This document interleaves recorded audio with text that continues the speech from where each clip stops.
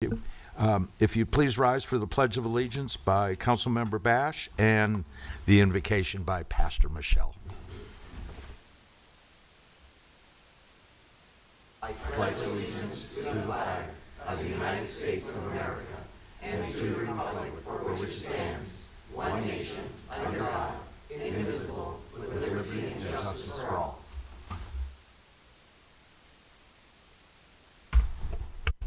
Good evening. As I was praying for all of you this afternoon and thinking about what I wanted to pray for, I really was thinking about this world we live in that's so full of scary things right now, and how grateful I am that we live in this country. And I just wanted to start off with Psalm 121. I lift my eyes up to the mountains. From where shall my help come from? My help comes from the Lord who made heaven and earth. He will not allow your foot to slip. He who keeps you will not slumber. Would you pray with me? Gracious, loving, and merciful God, thank you for the free land we live in. Thank you for those who paid for our freedom with their lives. And Lord, thank you for those who defend and protect our freedoms. Lord, thank you for the leadership you have called to this time and this place to watch over our freedoms and to care for our community. We invoke and we invite your presence here this evening. In God we trust. We trust you to lead. We trust you for thoughts. We trust you for words. We trust you for good plans, plans to prosper and not to harm. May your Spirit bring unity and strength to this city council and in this meeting. God bless Norco and God bless the United States of America. Amen. Amen. Thank you, Michelle. Good to see you again. Wonderful to see you. Yeah.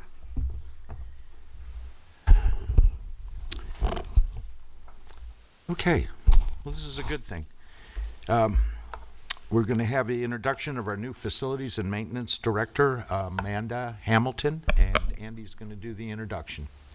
Yes, Mr. Mayor, thank you, and thank you to council members.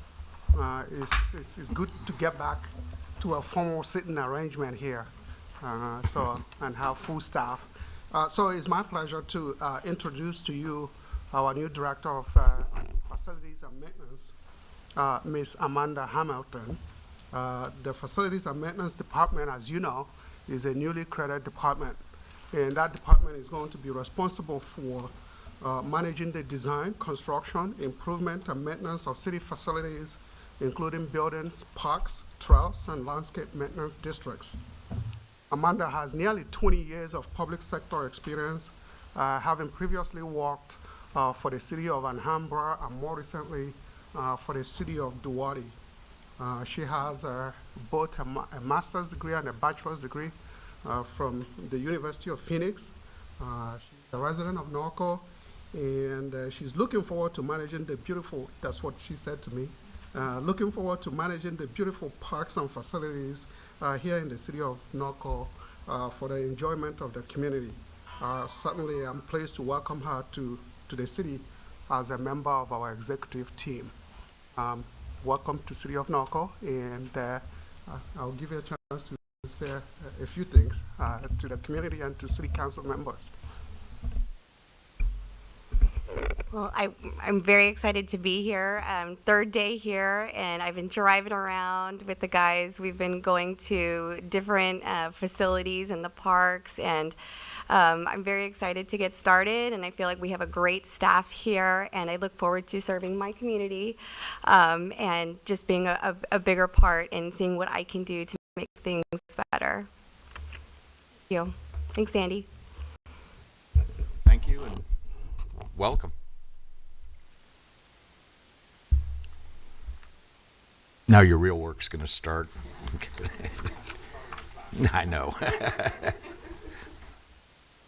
Okay, let's move into City Council reports on regional boards, and we'll start with Mayor Pro Tem Grunmeyer. Nothing to report. On February 24th, I attended 2 meetings, the Western Riverside County Regional Wastewater Authority meeting, as well as the Northwest Mosquito and Vector Control District Board meetings. Business as usual, nothing to report out at this time.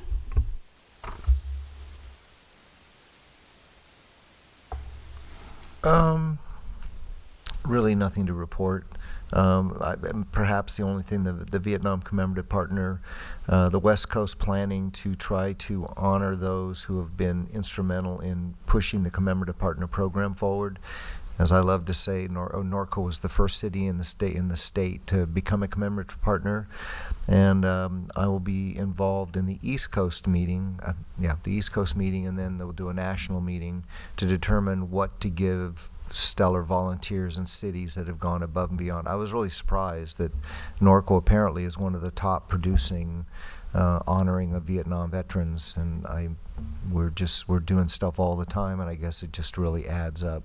So I'm real proud that Norco's involved in all that, and that's all I have, Mr. Mayor. Thank you. Thank you, Kevin.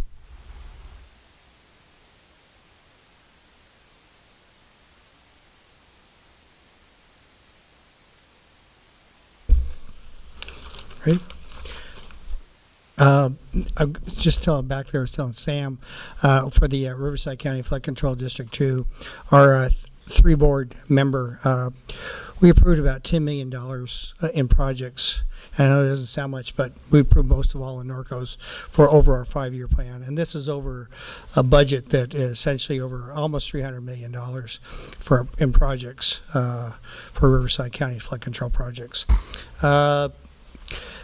I sent Marissa's staff the Western Community Energy transfer, and I'm going to read this to you. For those residents, and this is for the people listening, if you are a former Western Community Energy customer and you have problems with the transfer back to SCE, there is some programs out and is available on Southern California Edison's webpage, but they're also trying to do the account transfer and the money management on these. So be advised they are there, and if you do have a problem, please contact SCE because they've taken most of that over. And then they're also trying to work on the solar repayments back for people that didn't get paid. So it is happening. It's slow. The bankruptcy thing is proceeding, and it's going through, so that's also slow. And then the LAFCO meeting, and when we talk about CEQA and EIRs, it's unbelievable. And the one we were talking about, Harupa Valley, on their session, there is a EIR that was done 30 years ago for a community, and it's finally coming up. And believe it or not, it's still valid. And after 30 years, they didn't have to update it or anything. And all the members of LAFCO looking at this going, you don't? And it's so, be wise. There stuff is out there that we have some of the state agencies are just saying, no, that's good. So just something that we learned the other day when we're sitting on our meeting. Then today, the Riverside Transit Agency board meeting, and I really want to talk about they're celebrating their 45 years of service, and starting this week, you can ride the bus for a nickel. So, and that's going to go because they're celebrating their 45 years. Then naturally, Council Member Grunmeyer and myself were on the National Day of the American Cowboy meeting along with Michelle and her staff, and just put July 23rd on your calendar for our Day of the Cowboy event. And we're going to have a rodeo over there this year. So, all right, that's it. Thank you. Thank you, Ted.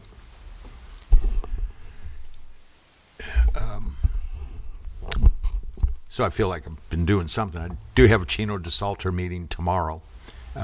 Always seems to run the day after council. So last week, Mayor Pro Tem Grunmeyer and myself, along with city staff, city manager, met with Congressman Ken Calvert. On the local level, we had discussions with him and his staff on the Caltrans, the Park and Ride, the Hamner Bridge, the Bluff Stabilization Project, Parcel F, that's the sewage plant right by the Corydon staging area. But I'd say probably the better half of that meeting was an update on the developments in Ukraine that had just happened that evening, if not that morning. So that part was pretty scary to hear it from him on firsthand. But overall, it was a pretty good meeting, and get to do it again next year, I guess. So that's all I have to report.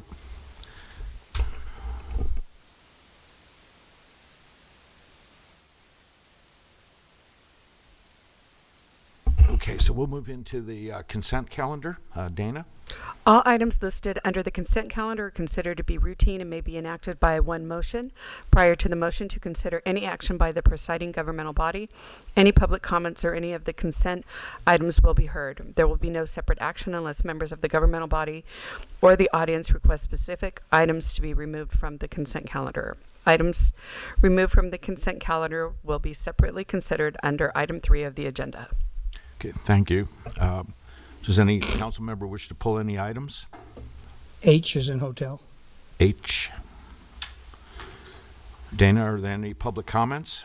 Yes, I received one public comment to pull item 2B. 2B. Correct. Okay. Anything else? I'll ask for a motion to approve the remaining. Second.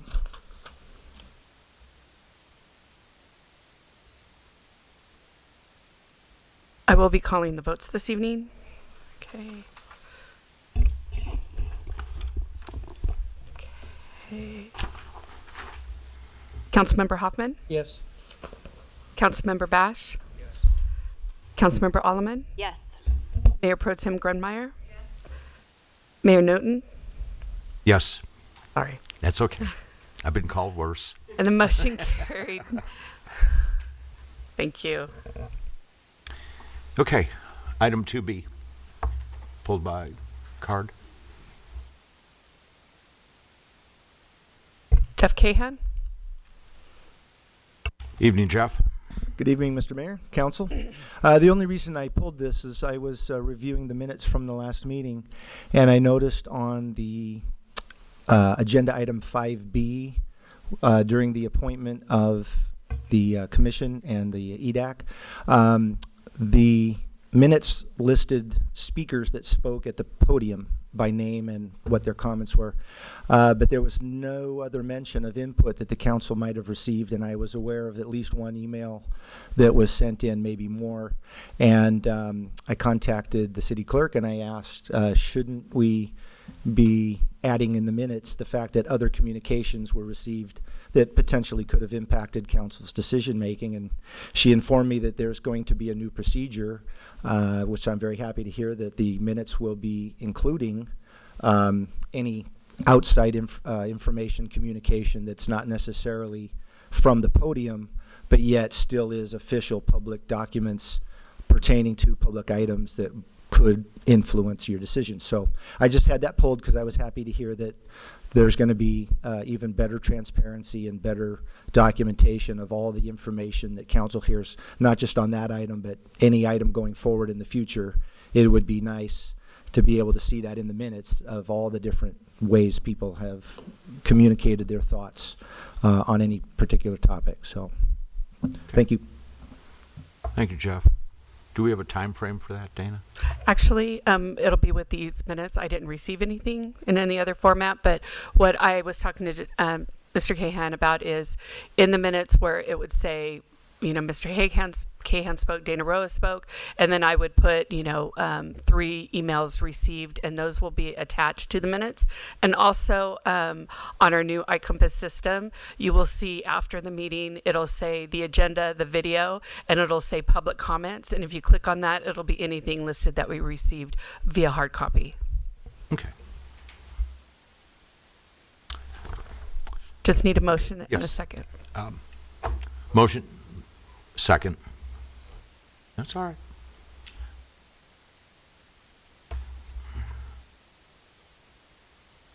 Councilmember Hoffman? Yes. Councilmember Bash? Councilmember Alleman? Yes. Mayor Pro Tem Grunmeyer? Yes. Mayor Newton? Yes.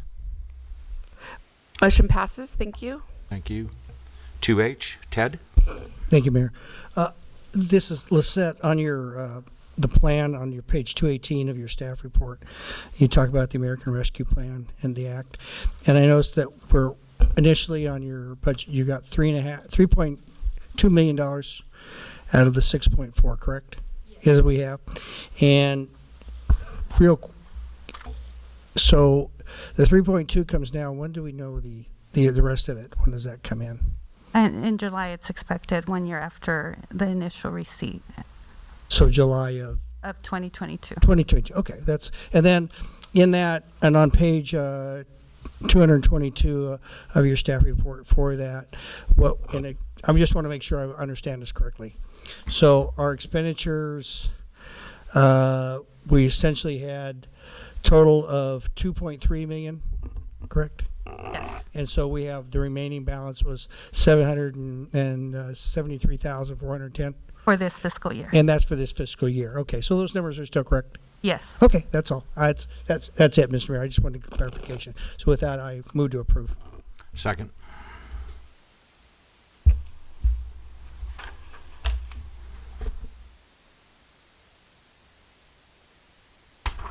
Councilmember Hoffman? Yes. Councilmember Bash? Yes. Councilmember Alleman? Yes. Mayor Pro Tem Grubmeyer? Yes. Mayor Newton? Yes. Motion carried. Thank you, Dana. We'll have public comments. Dana? I have no public comments. Thank Thank you. We'll move into item 5, discussion action items. Call upon you again, Dana. Order of presentation for discussion items.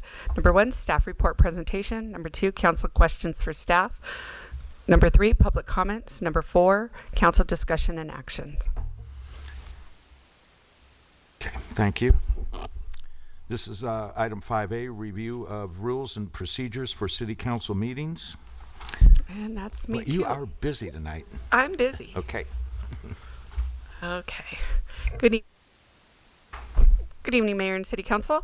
I bring before you tonight the rules of procedures.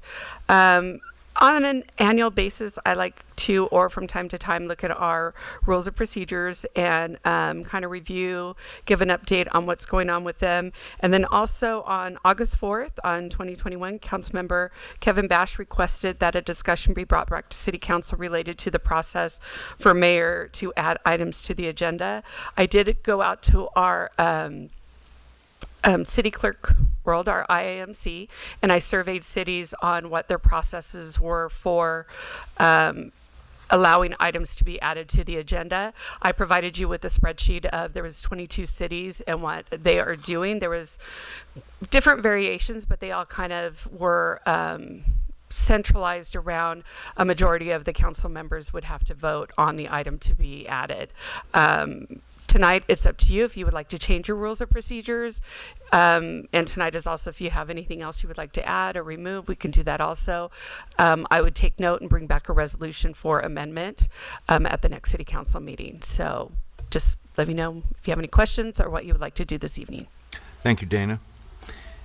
Council questions of staff? Hearing none. Do we have any public? I didn't know Question? if you were going to call on us for everyone. I was. Did everyone that you reached out to 22? Did you reach out to more than 22 cities? Did some not get back to you? So everyone. I sent it out. It's called the listserv through the IAMC and CCAC, and I got 23 responses. Okay, so Or every 22. response. Yes, Okay. every response is in there. Perfect. Thank you. Okay. Any other council questions? Dana, is there any public comment? I have no public comments for this item. Okay. Bring it back for council discussion, action. Kevin? I think that what prompted this was, as Greg is finding out, is the mayor. Being the mayor nowadays is much more difficult and more time consuming, and you're involved in a lot more things than the first time I was mayor. And some things came up where immediate action needed to be taken. And I think that at the very least, the mayor should be able to call a meeting without having to wait 2 weeks, then wait 2 weeks, so that by the time something happens or you're able to act, you literally are having a problem. And there were a couple things that really needed to be addressed fast, and they weren't. And we got lucky with one of them. We didn't get lucky with another one. And so I just think that at the very least, the mayor should have the ability that if he runs into a meeting with Calvert or whoever, and he needs to have something put on the agenda, and council has the ability to go through the mayor and say, I think this needs to be put on the next agenda. I think the mayor should be the pivot point for that kind of, he can say no, but I think the mayor, or she, the mayor, I was referring to Greg, but you're right, generally speaking, I think the mayor needs to have the ability that he can call an emergency meeting on a moment's notice as quickly as possible, within 3 days, the noticing period and that kind of thing. That's just my particular feeling on it. And I notice a couple of cities have that ability. Just one comment. John, let's wait a second. Okay. Catherine? How do you want to address the emergency meeting portion, because that's in the current resolution, Mayor Newton? Correct. That would be your discussion. I think that was Okay.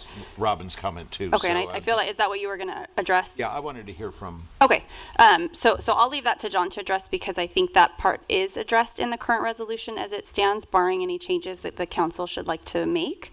So I'm just going to speak to the second piece of what I heard from Councilmember Bash, which was regarding putting things on the agenda. Right now, the established order of business on a agenda, there's 3 ways to get it on. Either a majority vote of the council can put something on, or if there's a meeting, we've done it where, again, the majority of the council has to vote at the meeting to add something to the agenda, or an item was continued. So when I looked at the data that Dana got, which thank you for that, it was really helpful to see what other cities were doing. About 23, about a third require 3 council members, so a majority as we currently do, to put something on the agenda, even for a discussion. The other third requires only 2, again, to put it on for discussion, but any action would always require a majority. And then there were a few that did it differently. There were about 4 cities that 1 person could put it on there, and some other, it only took 1 for a discussion, but again, you need a majority for any action. And while the mayor, I would say the mayor, we are a city council, city manager form of government, and so the mayor is really a ceremonial position. They serve as the chair for a meeting. Inherently, they aren't granted any further power than any of us sitting up here holds. However, when I saw this, because I have thought sometimes, well, just to have a discussion, do we really need 3? Would it be sufficient to have 2? So I would be open to hear my colleagues' thoughts on that. And I think we always have to think, our council might work one way, but we have to think about the future. And while I trust that none of us would abuse that, certainly if it only took 1 person to get something on the agenda, depending on whether the council was functioning well or not, whether that would always work well, could not be determined or guaranteed at this point. So I'm eager to hear my fellow council members' thoughts. Robin? So I understand the comments both from Councilmember Bash and Councilmember Alleman as regards to the mayor, because it is largely ceremonial. But in my experience, you typically do get more phone calls, you do get more emails, and you do have to deal with more resident interaction, I feel like, because you have the title of mayor. And so that's usually the first person that your residents are going to go to.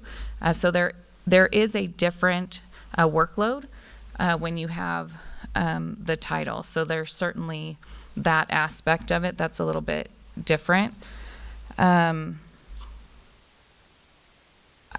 in reading through the rules, I think everything we want and need is here. And as I was reading through some of these, I was like, wow, if we did that like we were supposed to, we'd cut 30 or 45 minutes off of a meeting very easily. So I really think we need to probably dedicate ourselves to doing a reread on these and really going through these and following these rules. And I think it's just going to be more effective for this group sitting up here. It's going to be beneficial for the residents in following our meetings and how our meetings are conducted. As far as bringing something up for discussion, I feel like the 3 is adequate. If we wanted to go to 2, I don't necessarily find, that I would be opposed to that. But then I feel like I don't want our meetings to turn into a bunch of discussions without actions being taken. So I do have some concern about that. So that's my 2 cents. Ted? I'll agree with Robin on this. With as far as with the mayor position, you do get more phone calls. You do get people calling you on that. And so sometimes, but normally the week when they set up the agenda, you usually sit down with the city manager or staff and go over the agenda items anyway, prior to that. Hopefully that's still the case. And Council Member Alleman made an interesting thing about the 2 members on a council making a possible for an agenda item. And I thought, well, that sounds interesting because you're just putting it on the future agenda for discussion. No one's approving it. But then we do run into that thing where how long are we going to make the agenda? And do we do it? We've all sat up here and seen this council in a 4-1, a 3-2, or those kind of divides, or a 2-2, and no one knew what the other guy was going to do. So I just, right now we're doing good, but I would like us to think about this and maybe later on and bring it back. And after we should all be reading this and figure out what are we going to do. Right now, I'm happy with the situation we have now. Could it be improved? Always. But that's just my point of view. Thank you. Well, I'll agree with the part about second time as mayor. The workload increases dramatically, as Kevin mentioned, and that seems to be the tendency of the residents. But then back into the history lesson of Hal Clark telling Harvey Sullivan, "You're only 1 vote. All you do is run the meeting and sign the resolutions." Okay? Period. And that's always stuck in my mind. But it doesn't slow down the phone calls or the emails. Kind of interesting on the 2 votes. But I always think we have this discussions I have with Andy, or really any of us, that when we talk about agendas. And I think the main thing that I've tried to work on with Andy, and especially Dana, is moving the meetings forward and trying to reduce that amount of time, that instead of being here at 11 o'clock at night. So I'm kind of open to the going back to, I think we have our rules pretty much in front of us, and just kind of review those again. I don't think it's broke. But I wanted to hear, you were going to make a comment, either Andy or John? Oh, the only comment I was going to make was just on the initial comment that Kevin made. Under the Brown Act and under your current rules, the mayor has the ability with 24 hours notice to call a special meeting. Mm-hmm. That doesn't require the vote of anybody. Adding agenda items is kind of a different issue. And it is a different issue, and you hit on it exactly. That has to happen. Yeah, that has to happen. With the emergency meeting. With an emergency meeting, that is the rule. It shouldn't happen 3.5 weeks later. And by that point, people don't even know what's happening because they've been fed crap. And I tell you, it sounds like I'm angry, but there was a situation that occurred that should not have happened. The mayor has the right, and if we'll enforce that, if we'll do it, has the right 24 hours devoid of staff to call an emergency meeting if something hits the fan. And if we'll adhere to that, then I'm totally good with it. My problem was I knew the rule, and I got countermanded. And you can tell it makes me mad because that was a very important issue. There were two of them that came up. I also understand I was here during I was here during those years. I saw the abuse. Yeah. But there are things that could come up because everything now is moving. Part of the reason that the mayorship is so hard is everything's moving so fast. Anybody sitting on any of these committees, it's just lightning right now. I mean, there's things coming up with the supermajority. They're pushing through in 9 days. I mean, it's unbelievable. And so I just think if we adhere that you can literally, any mayor, he, she, can call a meeting 24 hours, and that goes to her. And she has to do it. That's the rule. If we will stick to that, I'm totally good. I'm totally good with it. There's no going to the city, and no offense to Andy, there's no going to the city manager. The mayor calls that meeting. Through the city clerk. Through the city clerk. What's the definition of an emergency meeting, though? I mean, Something which needs to be addressed prior to the ability to provide regular 72-hour notice and on a regular agenda. So the rule is, it goes right to her. There's no calling anybody else. The mayor makes that call. That's my understanding. I'm just kind of curious to the perception or the optics of what an emergency is. Well, that's up to whatever the mayor is. I mean, at some point we can probably say, why'd you call the meeting? I would imagine council, if they felt that, we've been down that road where somebody did something bizarre. But there are things that come up where, let's say, we have to get a letter out, or let's not even something that mundane. But you all know the issue I'm talking about. I mean, we got lucky; it got fixed. But at a certain point, I didn't know what was going to happen. So I just think if we follow the rules, and as long as I understand how it's going to go, then I'm cool with it. I don't mind the 3 votes for normal things. I think that's not really what I'm talking about. I think this council will know what an emergency is. And unfortunately, as we all know, we can't govern what they're going to do in the future. We can't do it. No matter how many rules we come up with. Look at we have whole councils that totally bent the rules. So, I mean, if we'll stick to it, then I'm totally good. We can close this subject for me. Catherine, you had a comment? I was just going to ask for clarity. I mean, John, you work as our parliamentarian. So is there what context does the law provide for what an emergency would be within a 24-hour notice? It's really within the perception of the city council or depends on when it's noticed, the mayor, and it's determinate that the emergency is defined as something which the council or the city needs to take action on without being able to provide the regular 72-hour notice and on a regular agenda. The key obviously is the needs to take action on, and that unfortunately, no matter how you do it, it's in the eye of the beholder. I won't mention what city because it's not Norco, but I had a mayor that used to like to do that, and the result was that the mayor got to sit where Greg's sitting by himself because he couldn't get quorum. That's how our government works. That's the way it works. And so if somebody abuses their seat, that's how it works. So I'm with Robin. For me, I'm good with it. We now know the policy. I'm copacetic with this for me. Robin, Ted, anything else? Well, Dana, to give you some direction or recommendation?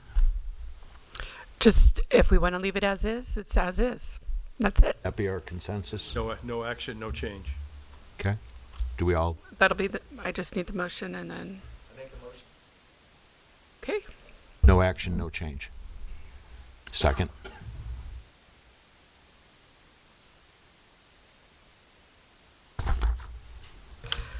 Councilmember Hoffman? Yes. Councilmember Bash? Yes. Councilmember Alleman? Yes. Mayor Pro Tem Grummeyer? Yes. Mayor Newton? Yes. Motion's carried. Thank you. Thank you. Okay, moving to 5B, fiscal year 2021-22 mid-year amendments to the annual operating budget. Good evening, Lisette. How are you? Hi, good evening, council members. Staff is here to present the fiscal year 21-22 mid-year budget amendments. To provide an overview of our mid-year review, the original budget was approved in June of 2021. As part of our mid-year, we review our current status of what has been happening up to now to determine if any mid-year amendments are needed. Based on our review, we have determined that the general fund revenues are expected to increase by $3.2 million, our appropriations by $255,000, our Measure R sales revenue by $2.1 million, a decrease in our water and sewer funds, the water for $441,000, and our sewer for $122,000. Our gas tax revenues are also projected to increase by $42,000. Our SB1 road and maintenance revenues by $88,000, and our supplemental law revenues by $61,000. With our general fund revenue adjustments, our property taxes are expected to increase by $44,000. This is based on increase are due to better performance from our residual tax increment, based on the actual receipts that we've are made available from the county that is provided October of 2021, which is usually after the budget is adopted.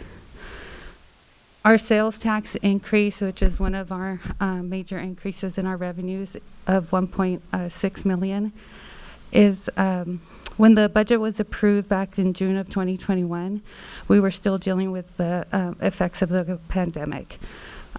During the last fiscal year, our revenues actually appeared to be better than they were originally estimated, and that growth has continued to increase into this fiscal year.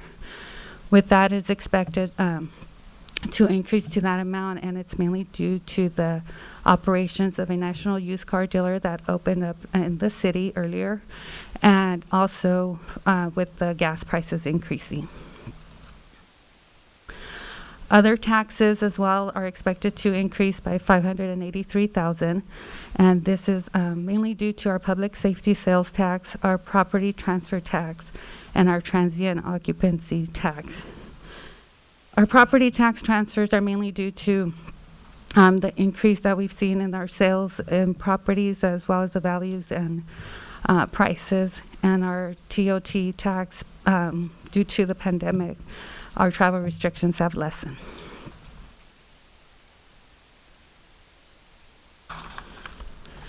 Our franchise fees are also expected to increase by $37,000, and this is mainly from our cable, television, and refuge franchise fees. Our property tax in lieu of vehicle license fee is also expected to increase by $41,000, and this is based on the assessed values of our properties in the city. Fines and penalties are expected to decrease by about $33,000, and mainly due to code enforcement fines.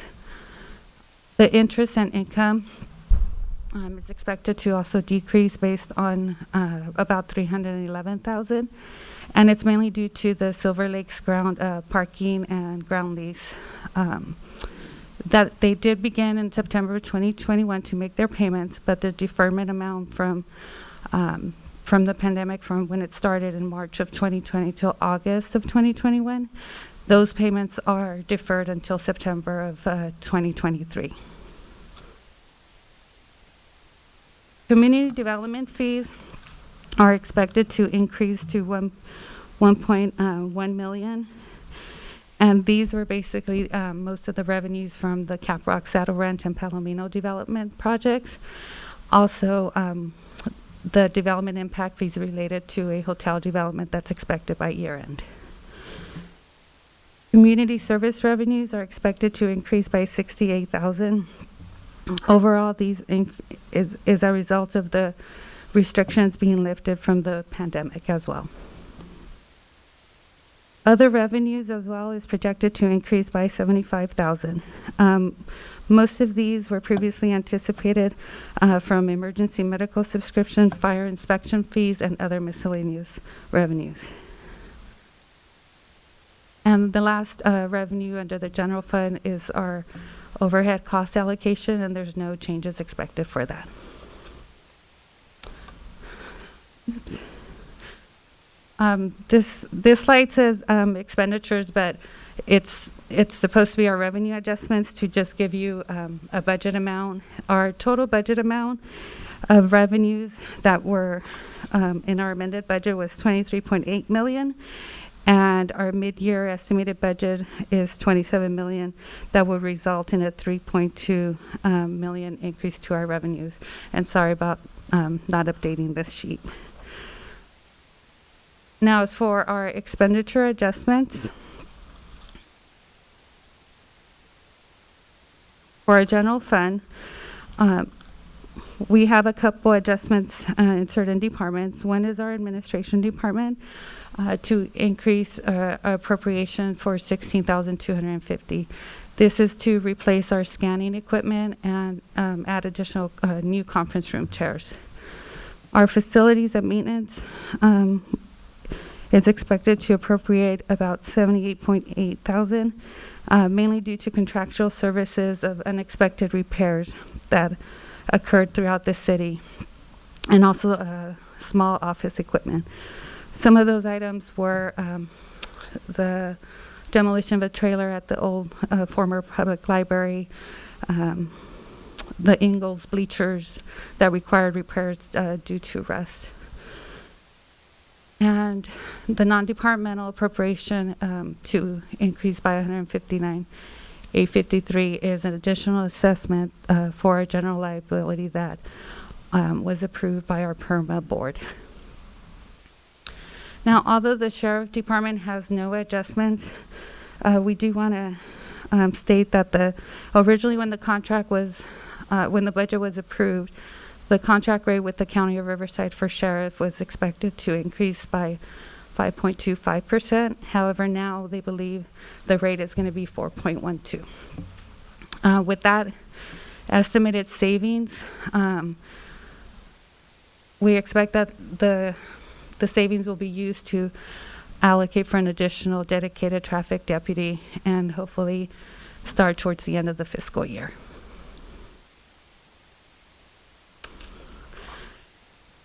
This here is giving you sort of just a visual of the recommended general fund expenditure adjustments. Our current budget is at $22.4 million. Our mid-year estimate proposed at $22.7, and the adjustment being $255,000. And to give you an overall of the effect on the general fund, the original budget, when it was approved back in June, the budget was approved with the deficit about $677,000. And that was mainly due to the uncertainty of the coronavirus pandemic. In October of 2021, the ARPA budget was adopted, and also with additional budget amendments. As you could see, the adopted budget, that includes those amendments, the fund balance was expected to increase by $1.4 million. With the current mid-year adjustments of the revenue of $3.2 million and the expenditures of $255,000, that would add an additional $2.9 million to our fund balance, with an estimated year-end fund balance of $20,948,000.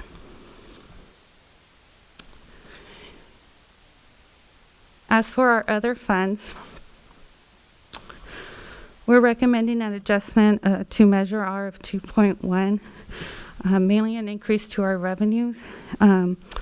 Once again, due to the coronavirus pandemic last year, that it seems to have significant growth that is continuing from prior year. It's expected that our Measure R sales revenue will increase by that much more by the end of the year. The Measure R Citizens Oversight Committee did review and also recommended to move this to City Council at their January 22 meeting. We are also recommending an adjustment to our gas tax and our SB1 fund. Both estimates are due from state's revisions to the budget, and they expect to be higher than originally anticipated. In addition, our law enforcement grant, based on the state allocation, they've allocated additional $61,000 to increase for in revenues. As for our water fund, we do see a decrease in our estimated revenues of $441,000, mainly due to, it appears there's lower consumption, and as well as the governor's order to not shut off customers during this time. That was extended until December of 2021. And the sewer just had slightly less than originally budgeted. Here you just have a visual of where where our amended budget is compared to what we recommend for mid-year and the proposed adjustments for our Measure R, our water and sewer fund. And this is also just a visual of the gas tax, the SB1, as well as their supplemental law. So for mid-year, what we are recommending is for City Council, we have also our PARS contribution. The city in August of 2021 did approve the adoption of our Internal Revenue Code Section 115 pension rate stabilization program that is administered by PARS. Based on that, staff was directed to do the initial contribution of $1,067,500. That came from about $67,500 from our savings from our prepayment of our UAL, and $1 million came from our special asset revenue fund. In addition, staff was directed that at mid-year, based on last fiscal year's audited financial statements, any general fund surplus, come to council to determine what amount of our surplus could we contribute to our pension rate program.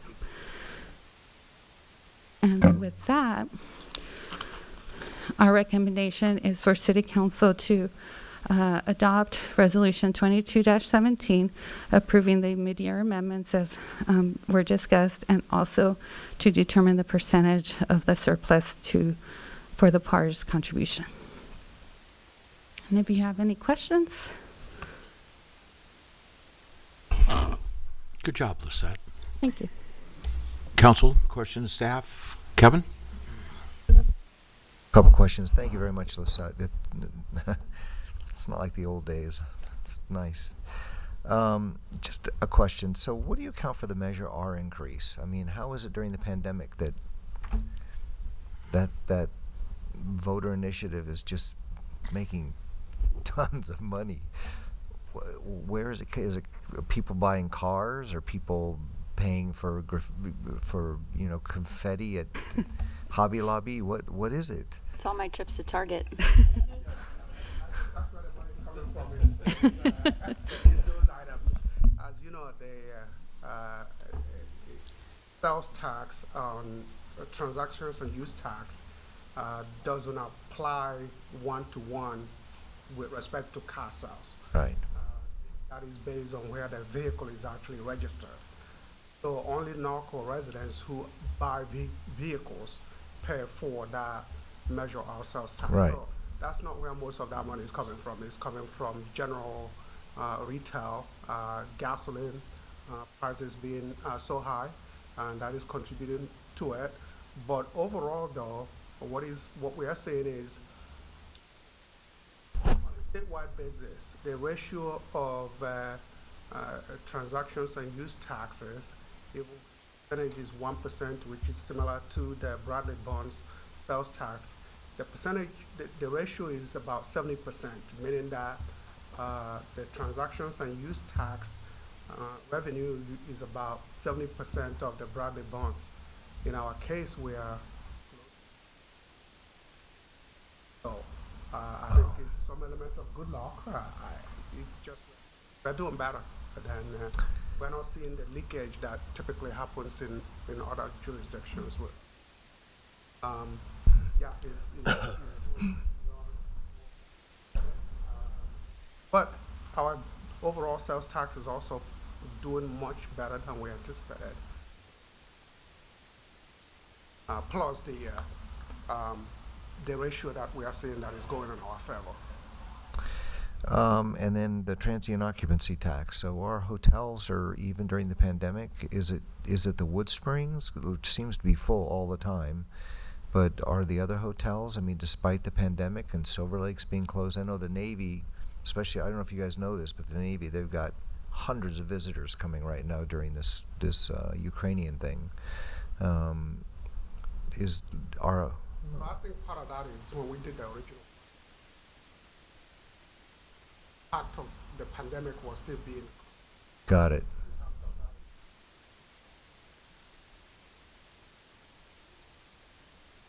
Travel has resumed. A lot of people are traveling, and that is, of course, the Wood Spring being new, we don't know how well it's going to perform. But it's a long-term stay, so I thought maybe. I think most of your customers actually pay the tax. They don't stay more. Got it. Right. So it's something that is good news. And we'll continue to adjust.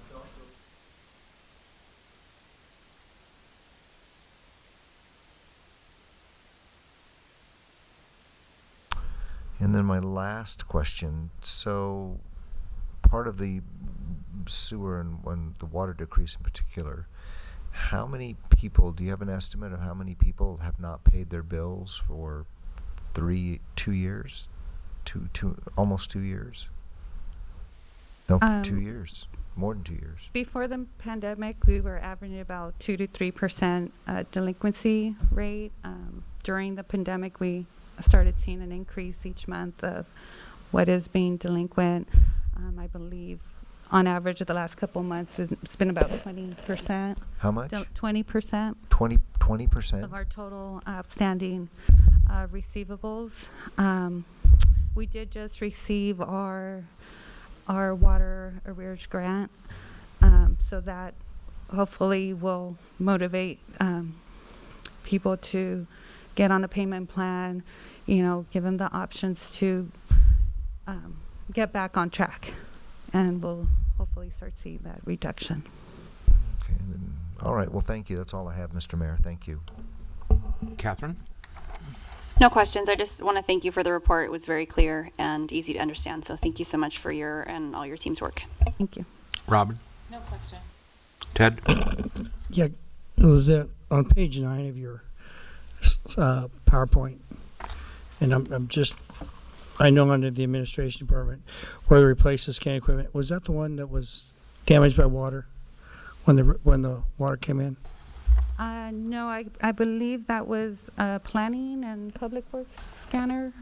I thought we had a scanner that was destroyed. I was just curious if that was. Kind of, yeah. Then I can speak to that. The scanning equipment that is under administration is actually to get rid of or replace our microfilm machines. We had 3, and do you remember the Chitty Chitty Bang Bang? Yeah, I car? know. Yeah. We had 3 of those. 2 are dead, and we have 1 left that's really hanging by a thread. You can't get any parts. You can't even get light bulbs for them anymore. So this is a technology which is incredible. It's very reasonable, and it will come in. We will scan our microfish into the machine. It comes up in a full PDF. Won't have staff spending 2-3 hours trying to take cell phone pictures of microfish machine to print out for our community. It'll actually be able to print out send it electronically, and it'll take a lot of our staff time to be No, more and I efficient. appreciate that. My question was, and it was in the office when the roof leaked. It Yeah. ruined the scanner. Whether it was Chad's, was it That was a yours? different That was a equipment. different one. Okay, so that's what I was thinking. It was your scanner. And did we ever get with the contractor to pay for the repair on that?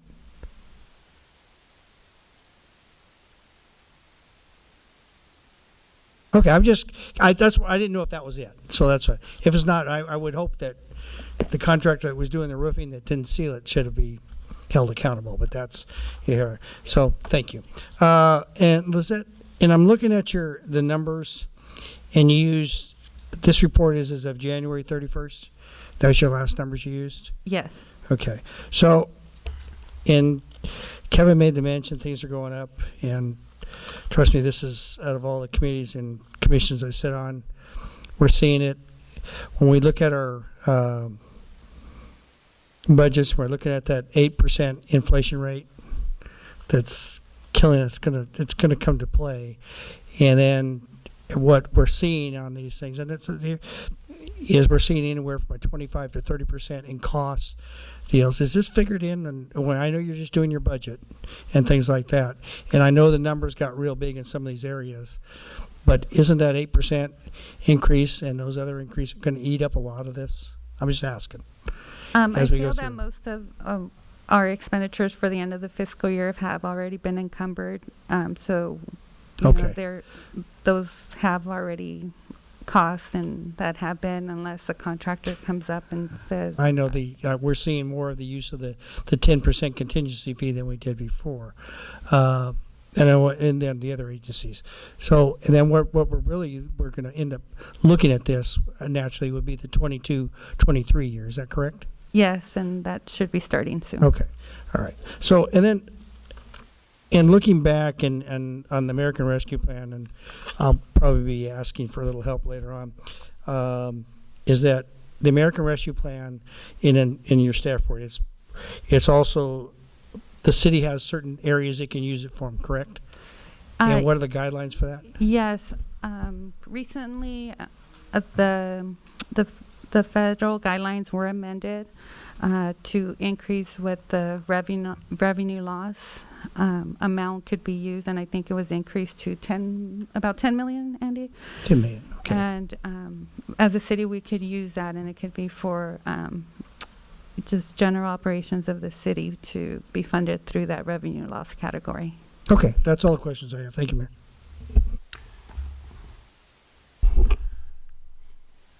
I'm gonna detour from you a little bit and try to break Amanda in here on facilities and maintenance. Back to this printer scanner that got ruined when the roof leaked. There was a printer, wasn't it? Scanner. The scanner? Yeah, and they're like $14,000 or more. More. And we still haven't completed. I mean, have we been reimbursed by the contractor? But I don't recall any notice of completion coming forward on any of the roof work for any of these AC units that we started months and months ago, and I want to say last year. Yeah. Is this the same guy? It's the same contractor? It's the same contractor, but they're finishing up the HVAC systems with the part of the security for the fire alarm on those units. So they're just about done. So I can check with Todd and find out what the status is on that and get that cleared up and make sure that claim gets processed. Okay. Or just a note, when we're going to back charge him before he comes for his retention. So, but that's been quite a while. There was some issues with some parts for those units with the fire, so they had to find an alternative. Okay. All right.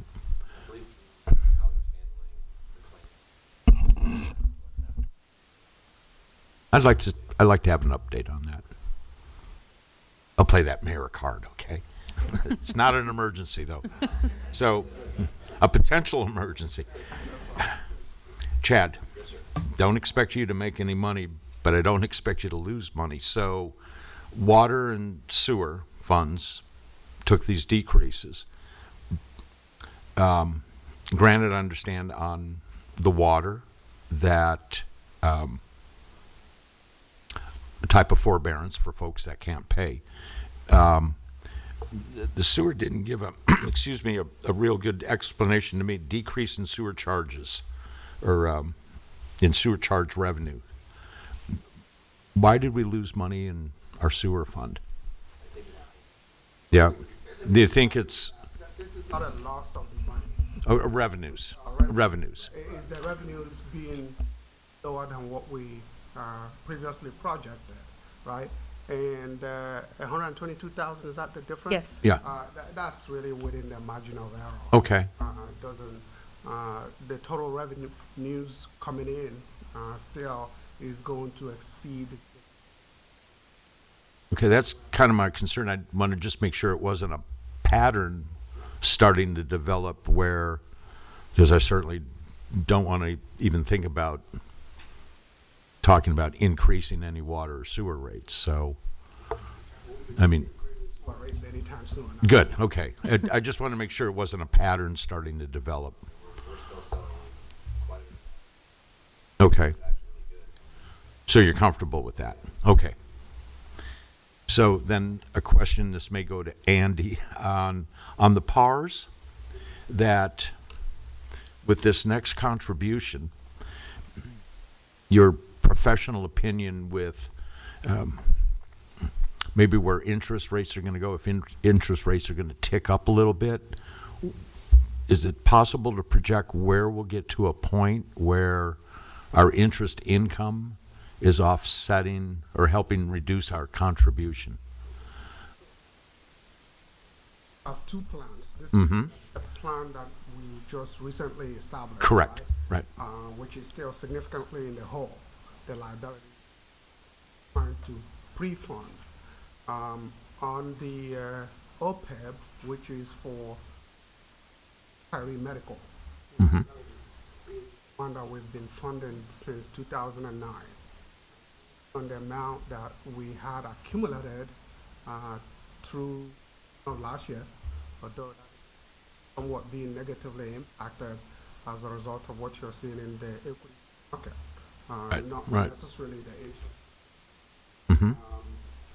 So we've lost some ground, but based on where we were as of June last year, we believe beginning this fiscal year that our investment earnings going forward over time should be sufficient to allow a situation where we're not.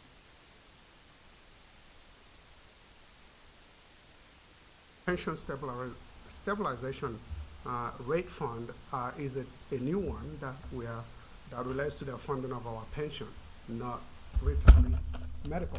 And so we just began that process. And I think we're still going to have to go a long way money to pay off that liability. The one thing I say here in terms of advice is when you have extra money in your pocket or you find extra money, then one of the things you do is you pay down your debt. Okay? So our pension is a debt that if we pay it down now that we have some funds to pay it down, then the impact on future budgets are going to be significantly lower. And that's the whole idea behind the plan that we put together last year. I don't know if that answers your question. Yeah, no, it does, because I always look at like the yields with that, and that we've had this conversation 100 times. So if the rates tick, if we're paying down that debt, which is a smart thing to do, and the rates tick up, that's the greater benefit. So, yeah, Right. to some extent, you know,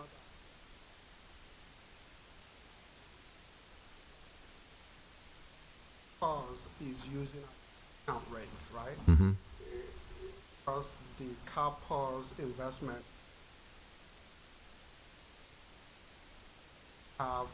lower down the discount rate. Lowering the discount rate means add to that pension assets going lower. And that means employers have to contribute more on that difference. So to some extent, interest rate, CalPERS lowering the rate means employers have to pay more. Right. So we're backfilling those benefits, right? I always appreciate your advice on all of that. That's all the questions I had, Lisette. Yeah, go ahead. You know, on this PARS thing, and this just came up, Andy's correct, and I wish you'd tell the federal government that you should pay down your debt. Yeah. All of us. Interesting thing that Should. as a PERS retiree, and I know my two other council members in their serves, it's not going to get any better as far as them paying. They have just right now said they will no longer invest in any fossil fuel programs or investments. And so they're just going all green investments. And the chances are you're right, Andy, they're not going to make hardly any money. And the projects they're investing in is not going to be sufficient. Right. So that was just their decision. Thank you. Mr. Mayor, if we can, after we have public comments, I do want to have a chance to talk about Under discussion? Under discussion. Thank you. Thank you, Lisette. Thank you. Dana, do we have any public comments? We have one speaker card, Antonio Barreto.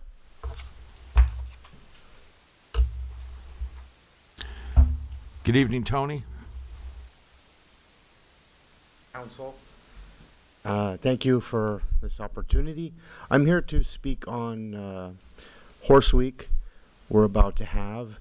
And as you're aware, I had the treasurer give the loss statement that right when Horse Week was about to occur, the coronavirus hit. So what occurred was we lost a lot of our seed money that we used to protect the event in the future. And with that, what has occurred is everything has gone up. So we've come to ask for help if there are funds available for from suffering from the virus. So as you know, what Horse Week does is a nonprofit. It gives the money back to the groups that help, and also gives to the seniors, the senior center, the animal shelter. And so the volunteers would like to be able to continue to do that. So there's an uncertainty right now with the increases. So on that, we wanted to ask for help with the loss if we could, and also help with, we have our contract lease to help us build our reserve to equal the amount of what the event is going to require to protect if something does happen in the future, that people would be paid and there wouldn't be a problem.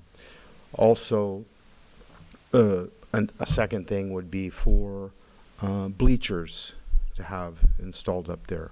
We've discussed.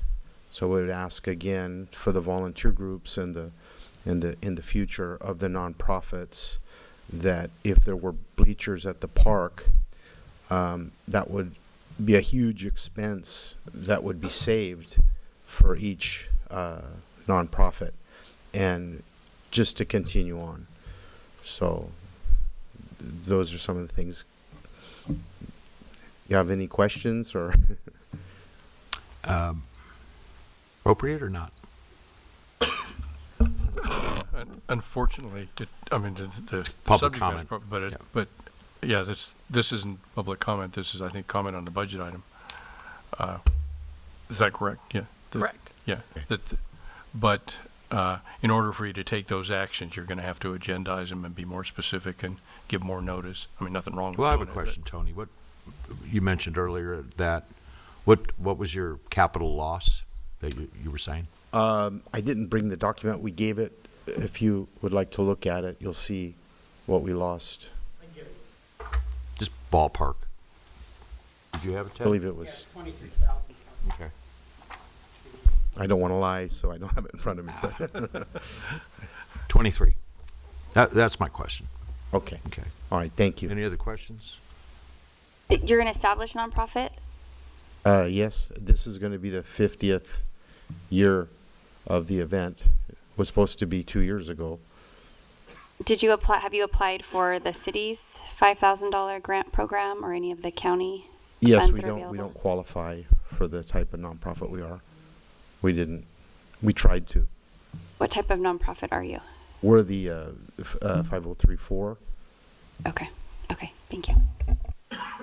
Thank you, Tony. Okay. Thank you. Thanks. Okay, bring it back to council discussion and action. Ted? Yeah, this is why I was asking questions, and I appreciate Tony coming up here. You know, when we talk about the American Rescue Plan funds, and it talks about that, and that's why I was asking Lisette those numbers, is, and I've had this discussion with the city manager about do the American Rescue Plans apply? And he was on the assumption that it did. I've got copies of the loss, and this is one of our three groups in town that have historical, traditional and very historical events, and that's their signature events in town. And the way I look at it, in 2020, they got the rug pulled out from them. They were already started to go, had everything, and got shut down. If stand me corrected, I think NHA was the last major event there was before the COVID plug got pulled in 2020, and that was the casino night. But for their loss, lay a lot of things they could not get reimbursed. They could not. They actually had already monies committed, and in there, and on that bottom line of that profit and loss sheet that I received from Jim Sasson, their treasurer, they lost $23,269.19. I feel that the rescue plan money that is in there, and if there's the $700 and some thousand left there, that this is one of the events in town that should be getting, because they didn't qualify for the grant money, but as a city event that probably draws a lot of people in town and does service a lot of our residents. And this is 2 years. I would like to see us add that to this mid-year budget to try to get them that $23,000 back in loss for the COVID 2020. And that was my initial. And my other three discussion as far as the bleachers is our three signature events define this town. The Horse Week, the Norco Mountain Posse Rodeo in August, and the fair. Every one of these events rent portable seating. In 2020, the cost of portable seating was just around $8. If you go into the same contractors that are out there today, the cost of seating has risen $4 a seat to $12. These three organizations are going to take a major hit. They haven't had any income since 2020. Well, Posse hasn't had any income since 2019, and neither has the fair. So 2019. So they're coming back without any incomes coming in at all. And so this is a major hit for them, the cost of the seating. And I would like to see us at least offer under these rescue plans to at least allow an opportunity for these groups to get $10,000 apiece to at least offset some of the raise in the cost of renting these seats. And you know, this is a one-year deal, one-time deal, not making it forever, because we should be increasing the seating capacity up there anyway. We know that, and that discussion went on all during the last year. And so I'm just trying to help these organizations out. Again, these are signature organizations. These are organizations that the Norco Mountain Posse Rodeo is the youngest of all of them. That was started in '85 by yours truly. So the fair, 75 years. Horse Week, 50 years. This is what this town is about, and I think it's important that we try to use in our mid-year budget things to help these organizations out, and at least give them the opportunity to access some of this American Rescue Plan money. So that's what I'm suggesting. John? Oh, My only comment is question. oh, pardon me? Can I ask my question first? Oh, sure. What I Ted brought read your up. mind, I was going to answer it. Oh, but go No, ahead. well, what Ted brought up, I'm just curious, is that discussion appropriate for this agenda item? You know, unfortunately, this is just And should this is be just a budget agendized adjustment. future? Yeah, but if you agendize it, you can do it, and you can allocate it out of what you just budgeted. I mean, this is just adopting a revised budget. It's not allocating funds to any specific activities. So that My recommendation is, Ted, that you have to have it agendized. Yeah, you just agendize it for the next meeting, and then out of the budget category, you. So I have to wait. I have to wait till the end of the meeting to agendize it, or can I? This isn't probably the appropriate time. You're going to tell me to agendize it. No, ask to have it agendized at the end of the meeting. Yeah, that probably makes most sense. Under council comments. Yeah. Okay, I can do that. Yeah. But I just, like I said, thank you. No, I appreciate your comments, but I think we're straying from the agenda item. Okay, well, initially I was led to believe I could do this during mid-year, but maybe I misunderstood. Thank you. Well, speak to who misled you then. Okay. Oh, is that you, Andy? I'm sorry. Okay, then. Well, I recognize that this is a mid-year adjustment. Certainly, City Council, if you choose to add an item to the mid-year budget adjustment, you can. Just authorize the appropriation. That's what we are here to do. Yeah, I'm not quite there, because this is a budget matter. It's not an allocation matter, and it needs to be noticed, and council need to take action on it specifically. This is just the budget, and it come out of the budget category which you've approved, or presumably approved, adjusted. I believe it's a budget adjustment. If City Council chooses to make the budget, that's what we are discussing. I'm not advocating one way or the other, but as a process, it's not different from a City Council saying you can buy those conference chairs, right? Out of the budget. Sure, and council has to take action to do that but it's not a part of the budget adjustment, because all you're doing with the budget is adjusting the amounts in specific categories. Yeah, they're making additional appropriations as well as part of this Well, process. except that one that's not noticed. I mean, this hasn't been noticed. All the rest are, you have the document and you can make comments, and it's Adjustments to the public hearing process, noticed public hearing. So No, it's just- I'm not sure if that's what you're referring to. No, what I'm referring to is taking action to allocate funds to any specific activity that requires council action. And you can't do it without providing notice of that's what you're going to do. I mean, for example, tonight, no one knew what the amount was or the justification, and there's no documents and all the things that need to go with that. And that's all. You're doing this agreement now? No, I or- think we're in agreement. I got his Okay. point. And his All point right. is, City Council needs to get a heads up on what the amount is. That's, and just- yeah, because I think there's more to the discussion. Yeah.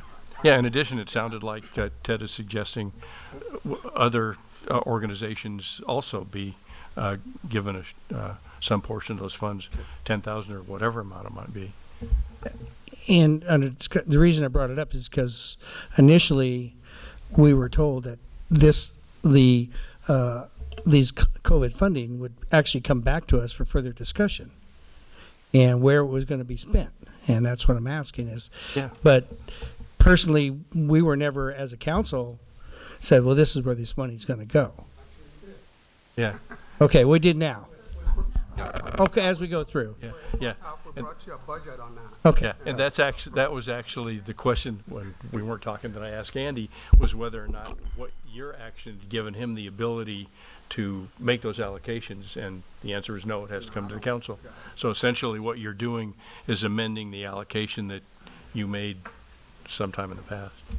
Okay, moving Okay. forward. Bureaucracy, okay. Any other council discussion?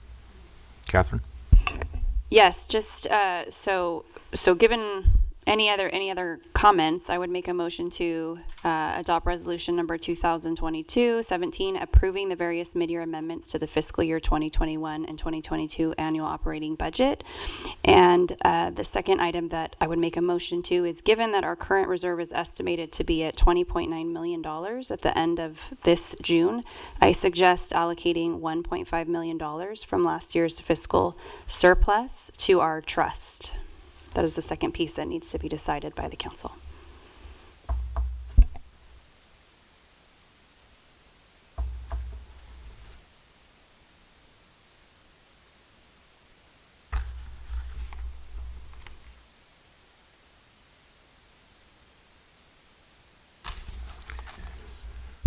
We have a motion. We don't have a second. Under discussion, if those were separated, I would feel more comfortable. If it was just the adoption of the resolution to start, I don't know that I want those two lumped into one thing to vote on. Because I'd like to have some discussion Okay, on the I can amend my percentage. motion to adopt resolution number 2022-17. Second. Under discussion. Is this not going back to the same as we just did with Ted? This was noticed. This is part of the report that Right. we need to Okay. assign a number. All right, so I just want to make sure we're not, no conflict on that. All right, Councilmember Hoffman? Yes. Councilmember Bash? Yes. Councilmember Alleman? Yes. Mayor Pro Tem Grunmeyer? Yes? Mayor Newton? yes. Motion carries. So then I would just add to that, because that's the second piece we're going to discuss. I spoke with Andy about what his recommendation was, and looking at how much money is projected to be in our budget, 20.9 million is almost a whole entire year's worth of our budget, which is significantly more than our resolution requires us to have. Currently, we allocated 1 million from our special asset fund, and then the other around 60,000 that we saved.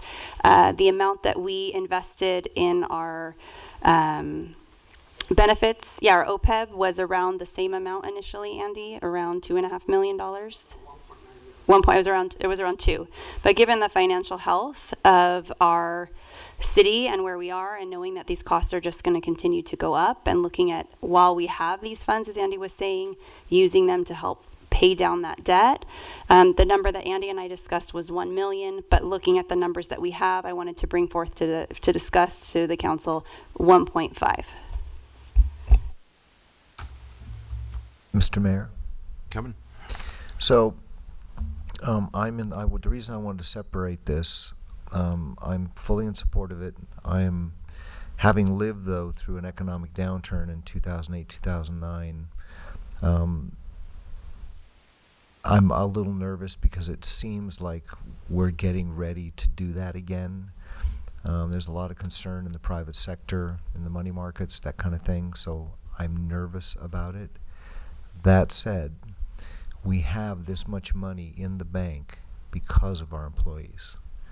And I feel that this is an opportunity for us, in a very real way, to reward our employees by putting money into this account and trying to ensure that they will have those pensions after they've served the city of Norco for however long they serve. I also just want to remind people that Andy has been on the forefront of figuring out how to fund funds that nobody was funding. I can remember when nobody even knew what an unfunded liability was. They were, oh, what's an unfunded liability? So for me, I want to support this and singularly point it out so that the employees know that at least one council person, and I'm assuming more, don't want to speak for anybody else, that they understand that we, despite the uncertainty of the coming days, we support them and want them to know that if you work for Norco, we're going to try to keep our word to you. So I want to support this, and I just wanted to point it out and sort of put it in brackets. That's all I have, Mr. Mayor. Thank you. Okay. Andy, what was your recommendation for the $1 million instead of $1.5 million? Yes, so I had a meeting with Councilmember Alleman, as I do every week. She comes in and asks questions, and part of her questions as related to the mid-year budget was what do I think will be a reasonable number? And at the time she said 1 million. I said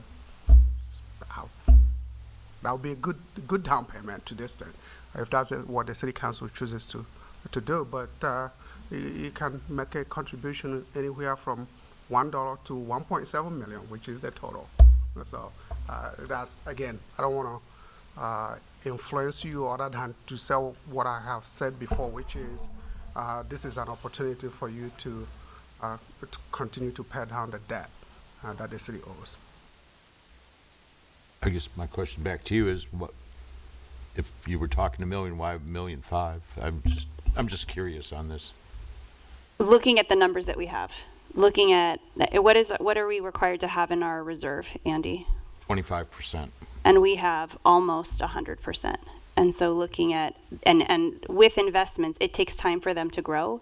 And we invested before 1.9 million. We certainly didn't have that much money in our reserve when that money went in, correct, with the OPEB.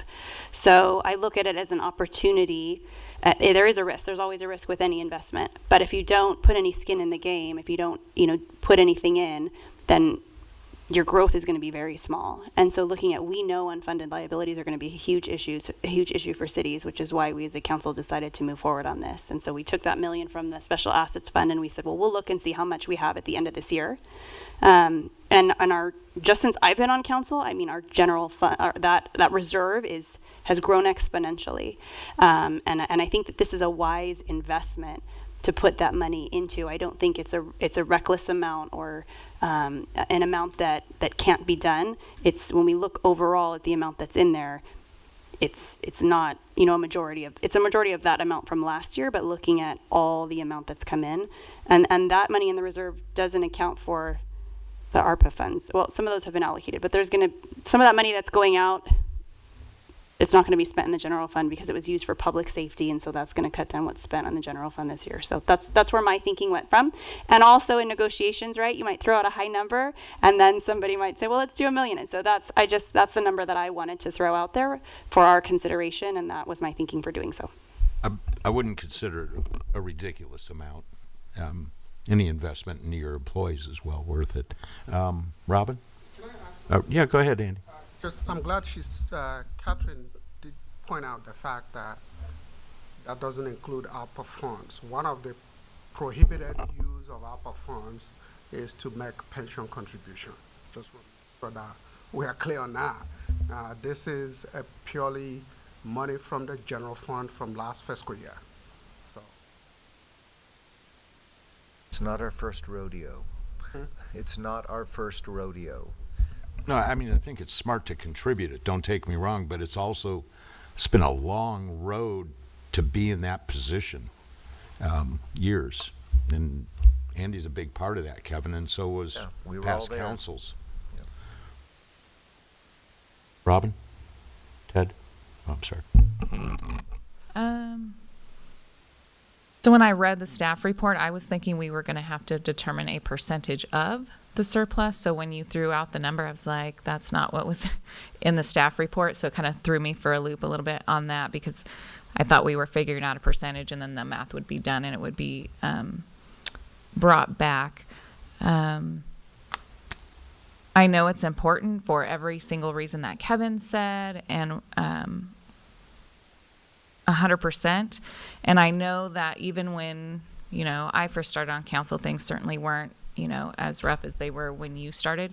But even when times were a little tight, we still always made those contributions. I think there was one time that we didn't in the other accounts. So I certainly support making the contribution, and I'm good with the million or the 1.5. I think it goes to the growth that you said. The bigger the nest egg, the more growth you're going to get, and we have the money now. So I would certainly probably lean towards the higher dollar amount of the 1.5. But I am a little nervous because it seems like things are too good, and it's going to, it could change any day. So Current administration.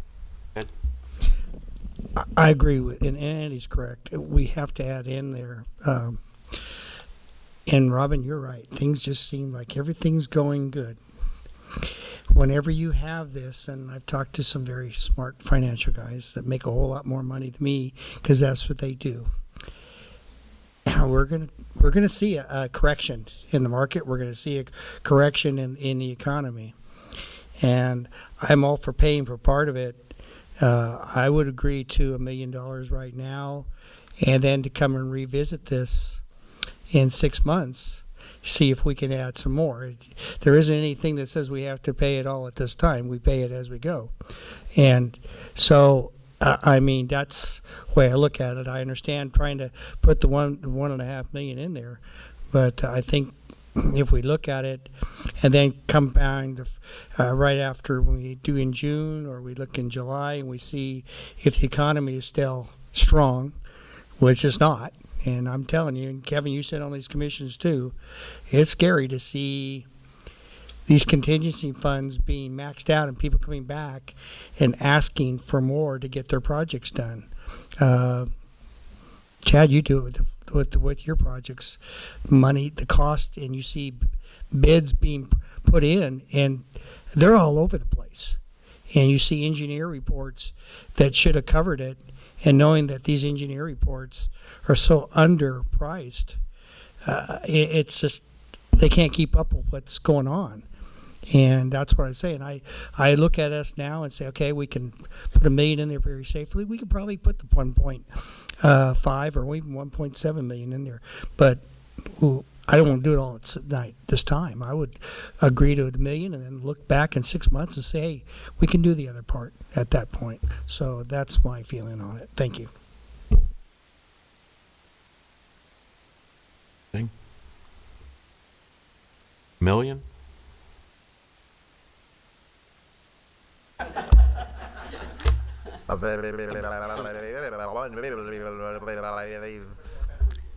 I'm leaning with Ted.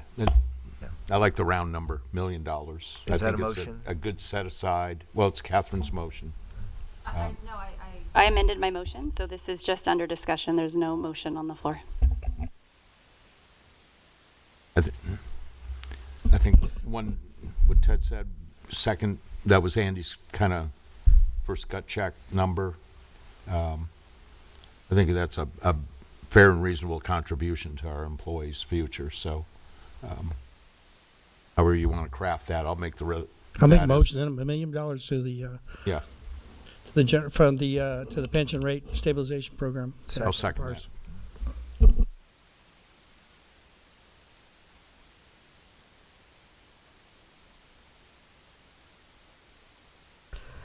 Councilmember Hoffman? Yes. Councilmember Bash? Yes. Councilmember Alleman? Yes. Mayor Pro Tem Grummeyer? Yes. Mayor Newton? Yes. Motion carried. Thank you. Thank you.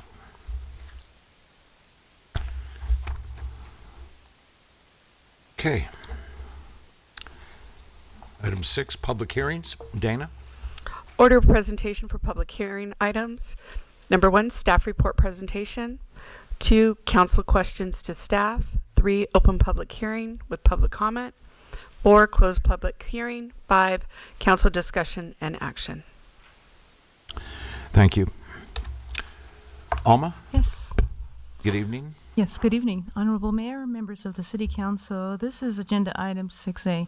And what we have before you as part of this agenda item is approval of the Objective Development Standards.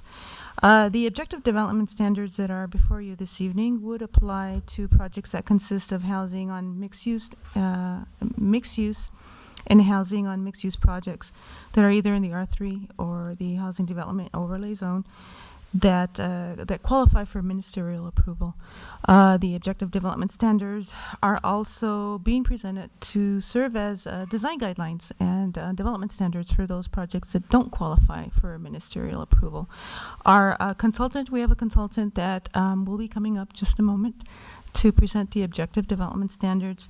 And basically what's before the City Council this evening is a couple of actions that need to be taken.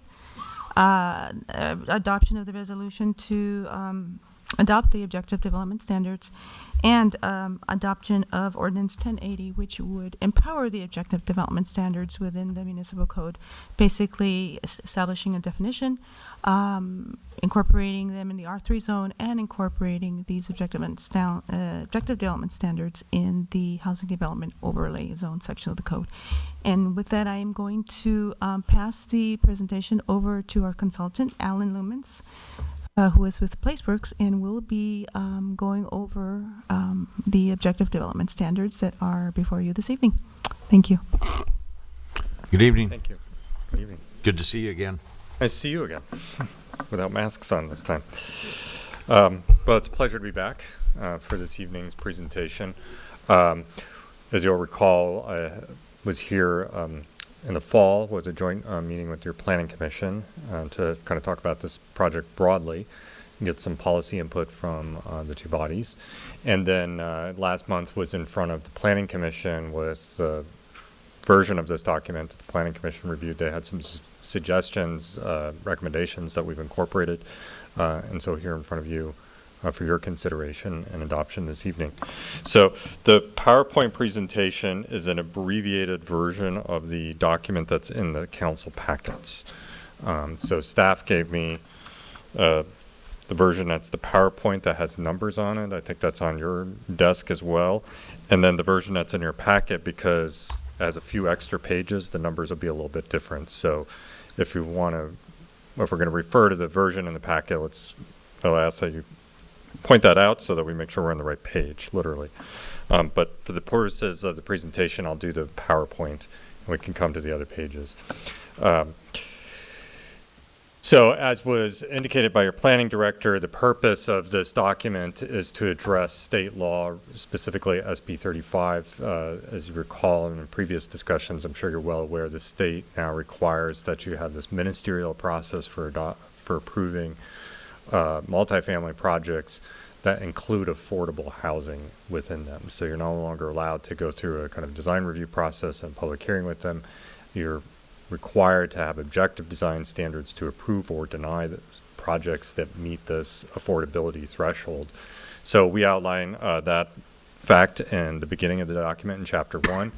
The very last paragraph here in the bottom right also calls out what the planning director just noted, which is that you can, we're empowering this to be used as design guidelines for non-SB 35 projects. So somebody comes to the city with a multifamily all market rate project that does not qualify for SB 35.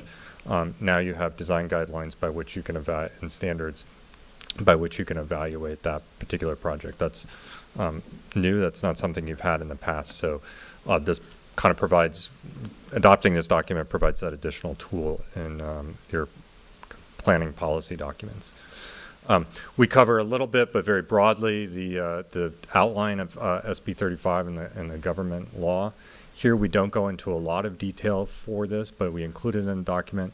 We'll say one of the reasons we don't go into a ton of detail about what the law specifically means is because, I'm sure you're aware, the state legislature's got a whole bunch of new laws on the books, and they may change all this, and you may be coming in and having to slightly tweak this based on what the state legislature does next year, this coming legislative year. So we don't want to get into a lot of details about the specifics of state law because they constantly are changing it, but we do make reference to it in the introduction under this section of applicability.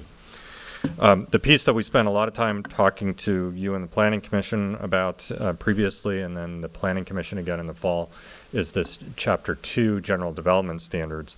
This chapter is organized in the same manner as your standard zoning standards for other zone districts that you have in the community, whether it be commercial zones or residential zones.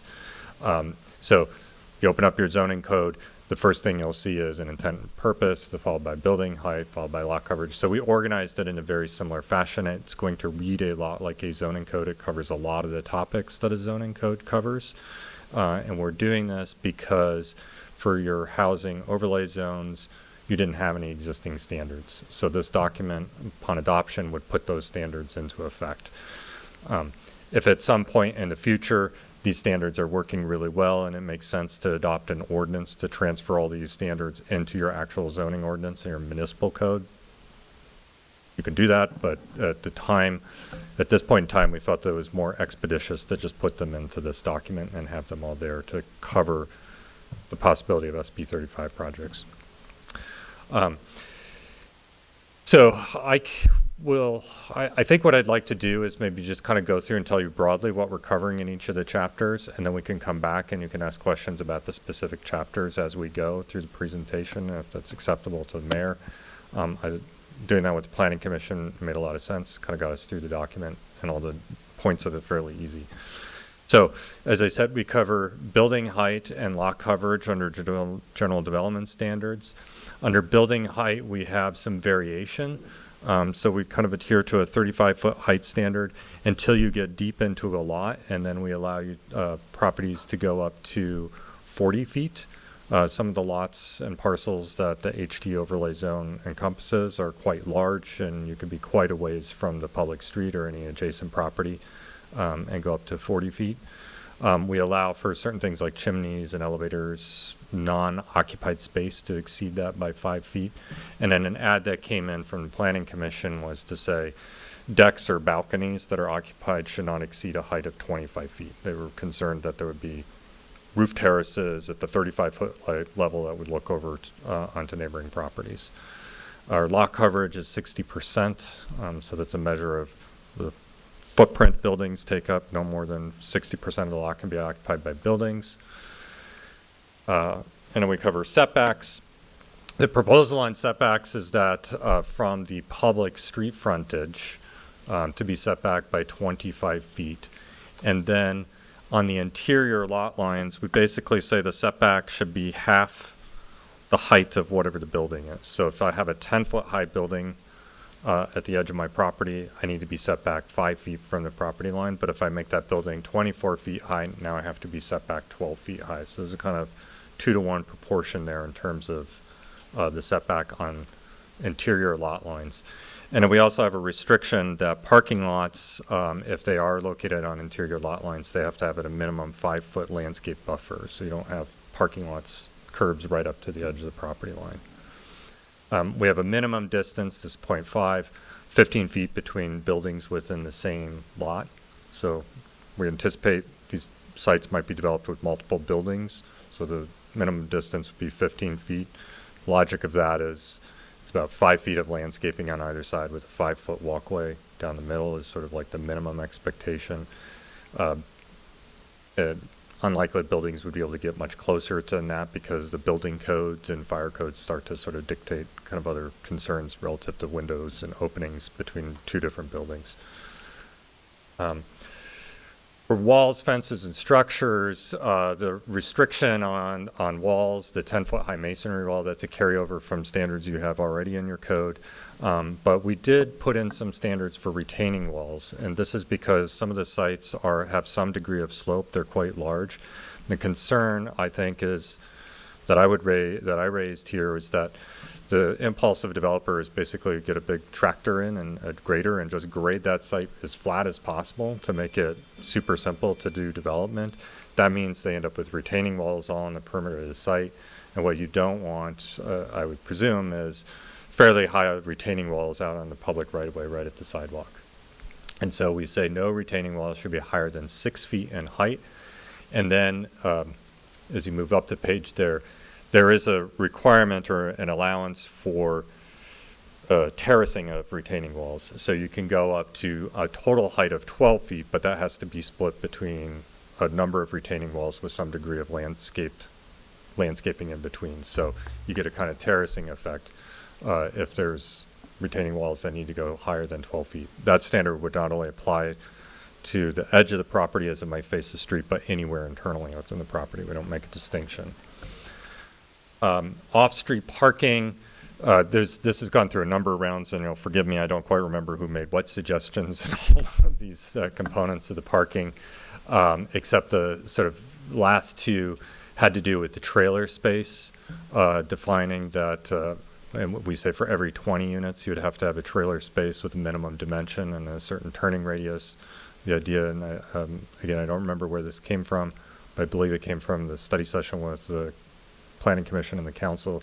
The idea that even though you might be living in an apartment community, you should still be able to participate in the Norco lifestyle. And by having trailer spaces on site, then people could have their horse trailers and livestock trailers parked on site.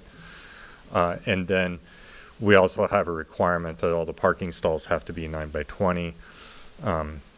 Compact parking spaces are typically smaller than that. And so the Planning Commission was not interested in compact spaces, so saying 9 by 20, which is your standard stall in your code today, eliminates the possibility of compact parking. The size of dwellings at no less than 500 square feet, that comes from existing standards that were adopted. We include a usable open space standard. So this is for any individual unit, making sure that they're going to have access to a porch or a deck or a patio space. We say that required landscaping should be a minimum of 25% of the total lot. So you have to remember this works in tandem with that 60% lot coverage. So if a developer is doing the minimums and maximums that they can get, 60% of the site's going to be filled up with buildings. Another 25% of the site has to be occupied, has to be landscaped. That only leaves them with, I think it's 15% of my, at the podium math is correct, of like space left over to do parking lots. So those ratios, that's probably an unrealistic ratio, so they'd sort of manipulate maybe the lot coverage to be able to get more parking lots if that was their concern. We have a list of common amenities, and this came out, I think the sort of formula came out of the study session in the fall of basically saying that there's a kind of tiering of amenities so that as a development brings more units online, the amount of amenities, the scale of amenities they have to provide kind of increases in a kind of corresponding way. We offer the possibility that you could either have one major amenity or two minor amenities, and then that combination increases. So there's a possibility, it leaves open the possibility a development team can kind of mix and match how they might want to do these. So we're not saying you always have to do a park or you always have to do a swimming pool. There's some options for them to mix and match. And then we provide definitions of what we consider minor amenities and major amenities and specific sizes involved of those, so they can be kind of easily verified. Some option for the planning director to approve similar scaled uses if a developer wants to make that suggestion. And then we also, under the common amenities, the paragraph that comes after on the bottom left column of the page, the total, starting with the total number of, that paragraph stipulates that the project as a whole has to conform. If it's built in phases, each individual phase has to provide those common amenities at the scale appropriate to the number of units they bring online. So let's say the total project is 250 units. They have to provide the appropriate number of units, or the appropriate amount of amenities for a 250 unit project. But if their first phase is only 50 units, they have to have all the amenities that are required of a 50 unit project. The purpose of saying that, of course, is that let's say a development comes in, they say 250 units, they build 50 units, and then and no amenities, and then they walk away and say, well, we can't finance the rest of the project, we're done. The residents have no amenities, so we want to make sure that if projects are phased, they always bring on the amount of amenities that would be required for that particular phase. And then finally, we have some very brief kind of points related to lighting. There's a lot of discussion about lighting in terms of foot candles, et cetera. Most of that came up in previous meetings. A lot of those kind of requirements are actually addressed under the energy code or the building code, so we don't need to address them here. What we do say here is that we don't want on-site lighting to be higher than 15 feet. And then the temperature of 3,000 Kelvin is the color range that you perceive. So 3,000 Kelvin is the point at which lighting on site lighting is still going to have a nice kind of yellow color, a kind of soft yellow color. If you go brighter or higher temperature than 3,000 Kelvin, then the light turns into that kind of like really sort of bright blue kind of tone. So 3,000 Kelvin is a good cutoff there. And that concludes everything we have on Chapter 2 in terms of this sort of like quasi-zoning standards. So with that, I'm happy to pause and entertain questions and discussion. Any questions, Kevin, on Chapter 2? Catherine? Yes, I have some questions on 2.4, and I'm looking at the original document. Under setbacks, in paragraph 1, from any public street frontage, no structure or parking lot shall be within 25 feet of the property line. And my question is, can the same or a similar standard that applies to a public street frontage be applied to property lines that are adjacent to R1 or A1? And if not, what sort of trade-off could we articulate in here that would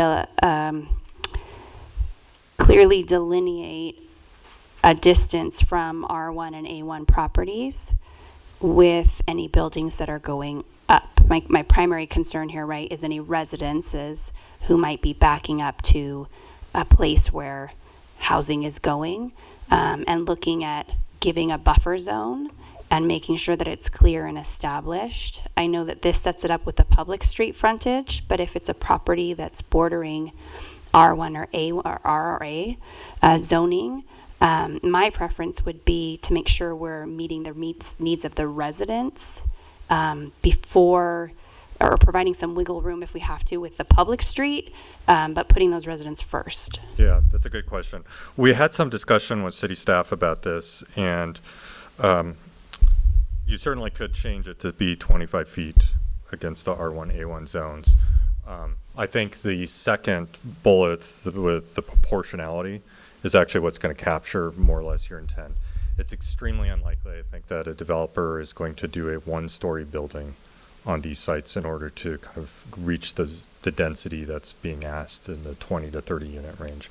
To achieve those kind of densities, a developer is going to be almost doing, predominantly two-story development everywhere.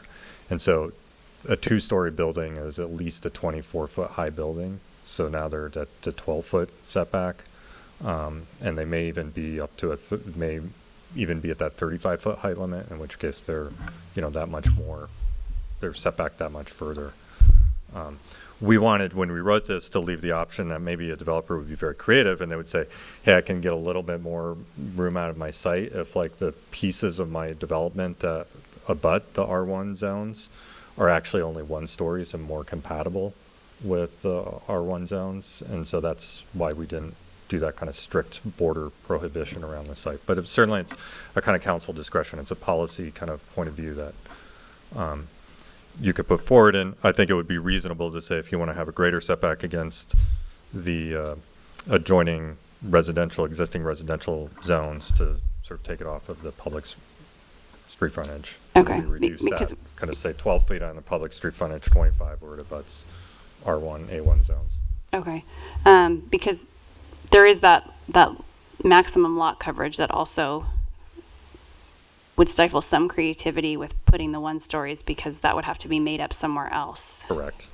And so I think the impulse as a developer is going to come in with a 2 or 3 story kind of development that fits within that 30-foot height limit, and they will just try and stamp it out as repetitively as they can across the site there.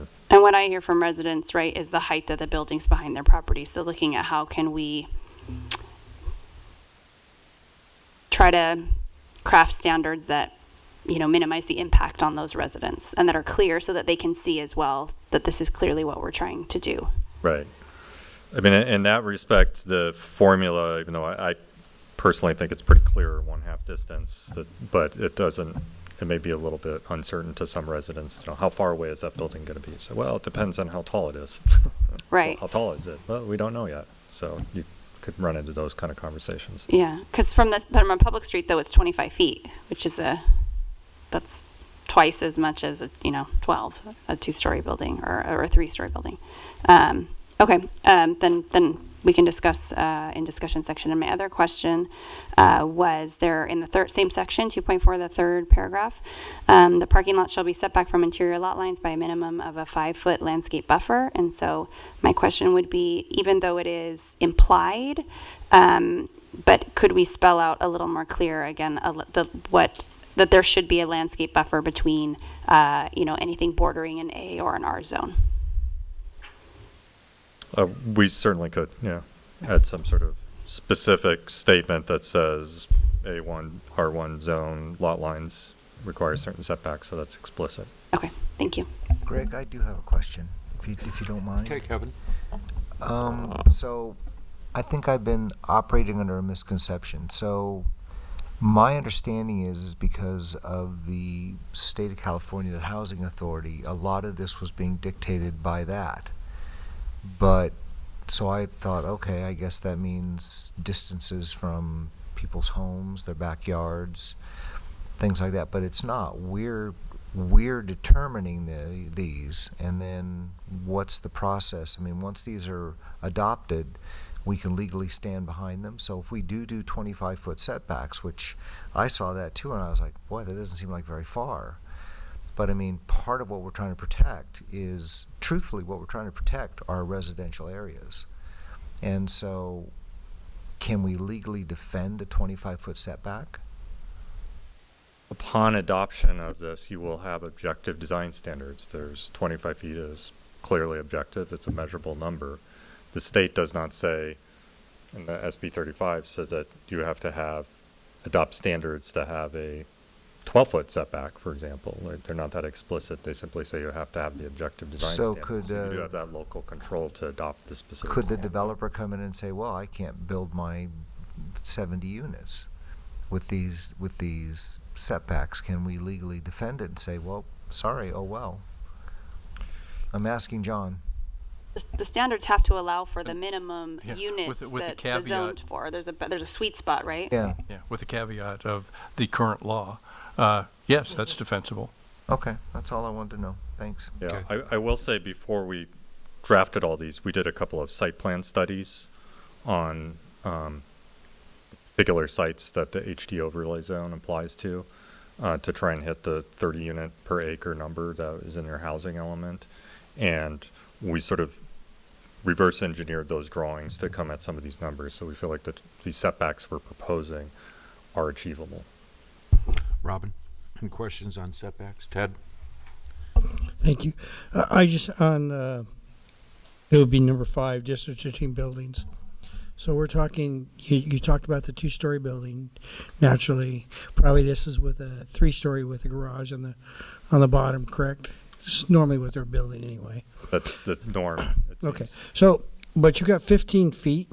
Is that between buildings, and you think that's adequate? I mean, that seems real tight to me, but I like spaces. But I just try. Is there a fire code that allows for 15, or do they want?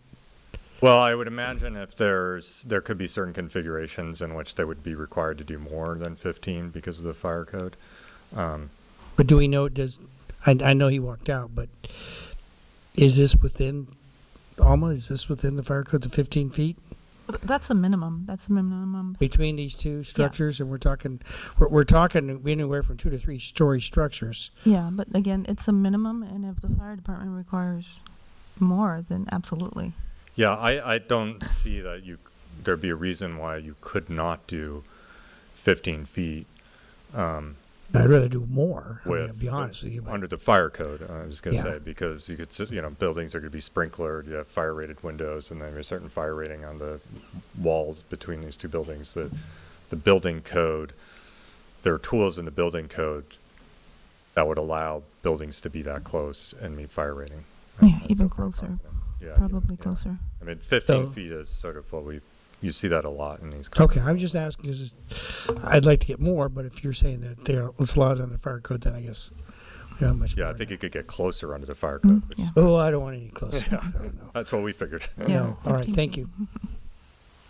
It's on that's interpretation too of, like a project like that, you'll have a fall zone, so it can be a relation to the height of the building, is the separation. If the building's 30 feet tall, and it's all subjective, that you could have a 30-foot separation. For collapse. Yeah, if it collapses. But Yeah, I've can- honestly never heard of that, so that Oh, may be a local. definitely it is. Um, So, but under that consideration, it's type of construction, whether it's 2 hour, 4 hour, whatever, like you were saying, with sprinklers, location, the hydrants, there's a multitude. Yeah, So all those factors still come into play. I think it's possible to have that increased, would be my opinion. Yeah, and I'm sorry, Mr. Mayor, you brought up a good point that it's important to raise. None of this negates any of the other engineering, fire Sure, code, building right. code standards that you have. Right. And in effect, the development still has to Yeah. comply with all that plus this. So, There's still I'm back on the setbacks, that, like what Catherine brought up about the side yards, but we're going back to the graduated setbacks, which we have on our accessory buildings, that just become a disaster at times to deal with. But I'm not quite clear if you can increase the setback from a side yard, why would you want to decrease then from front yard property? Like you had said, reduce from 25 to 12 feet. I was responding to a suggestion that Councilmember Allman made that should be okay with that, I think. Well, saying if we have to hit the sweet spot to be able to meet the density, that because there aren't very many of these properties at this point that butt up to R1 or A1 or R zones, that for me, a compromise, if some had to come off that front to give more to the residents, then that would be an acceptable compromise to me. If we can't have all these setbacks, because then that'll cause other issues, because now our standards, you aren't able to meet the zone requirements. 12 feet from a road to a building face is pretty darn close. It's like from this wall to where Dana is. And you're going to landscape that too? You know what I mean? It's just kind of compacting that. So I think those trying to numbers play- you have to be graduated with it. Yeah, and I don't mean to sort of be agreeing with everybody at the dais and not giving you any kind of good professional direction. But our thinking on the 25 feet had to do with that kind of concern, that these are going to be predominantly all residential projects, and a number of the sites involve front pretty significant roads. And yeah, I think it would be greater than. Yeah, so that's why I thought 25 feet at least allows for a certain amount of 12 feet of decorative landscaping, and then maybe there's 12 feet of landscaping that gets interspersed with people's patios and that sort of stuff. So there's some degree of buffer, but I agree that. And no sidewalk or anything. Well, the sidewalk would be in the public right away, Yeah. but there could be sidewalks in the private property too. So that was our thinking on Sure. the setbacks, but like I said, it's a policy decision that you as a council. So can one of the exercise. comments, like with Planning Commission, 9, usable open space, 80 square feet for balconies. What happens to the people that live above 25 feet in height? Where this recommendation with planning, no exterior balconies beyond the 25-foot height. A developer would have to design a project that if it was a 3-story Right. building, that the 80 square feet of outdoor space would have to be under that 25-foot height. So at the second floor as opposed to the third floor. So they'd have to adhere to the standard. They wouldn't be able to do I think what it amounts to is that the development in this case would not be 3 floors of apartments stacked, pancaked on top of each other, because that 3rd floor would not be able to meet this open space standard of Okay. having, they would end up, So it would they help would end with up the being townhome units. This could probably. help with the limitation in height? Or understanding you still have to get 30 unit, the density. It might. I think what it'll drive, it'll sort of ensure that you don't have those, you're not going to have 3-story pancake apartments where 1 floor flats pancaked on top of another. It will ensure that if there are 3-story units, they're going to be townhomes, so with at least a ground floor and a second floor that allows them to accommodate this outdoor space. Might help on the setbacks then too. Potentially, yeah. I mean, as you know, there's obviously a lot of variables when an architect tries to meet all these varying standards. And just last little thing that's probably a silly thing on amenities, where we have this note here, a 4-stall barn type of project, 12 by 12 minimum. I always thought our minimum ALMA was 576 square feet per animal unit. So why don't we change that? I would be very open to suggestions on this. I am out of my league when it comes to the proper sizes of horsemanship. That's the minimum we've always maintained. For outdoor open area, this is, my understanding is for a size of a corral, correct, or? That was Yeah. my thinking but- when I wrote it, but I didn't. Let's look at the reality of that. Mhm. Okay, you're gonna live in a residential complex and you're gonna have a horse. And you're gonna work during the day and all of that, and you're gonna keep it in a 12 by 12 stall. We've always had a minimum of 576, so I would change that to 24 by 24. Would it make sense to sort of keep the minimum stall size, but then also impose Whether kind it of would minimum- ever happen. an but- outdoor, a minimum outdoor size too? So, Kind of a corral? so just to clarify, the, for an outdoor open, like for accessory buildings, we require an outdoor open area of 576 square feet per animal. But that's roaming area, open area. The stalls are typically, what is it, a 12 by 24? 12 by 24. And our consultant is saying is, well, maybe we look at something where, you know, there's a minimum stall size, but in addition to that, you have open area to. Say anything about Well, open area. yeah, and that's something that we could. We need to add that. We can add that to, in essence, you have your minimum stall size, and then in addition to that, you have an open area to Not turn buying around. it. Nope. Okay. I will say I do know of apartment communities that have horse Sure. stalls. Yeah, so. Can ask the 15 horses that just burned up in Urupa Valley about their 12 by 12 stalls. Mm-hmm. Okay, chapter 3. Go ahead, Catherine. Apologies. Can I ask one more? It's about the updated housing element, and forgive me because the question came to my mind when I hear it right now.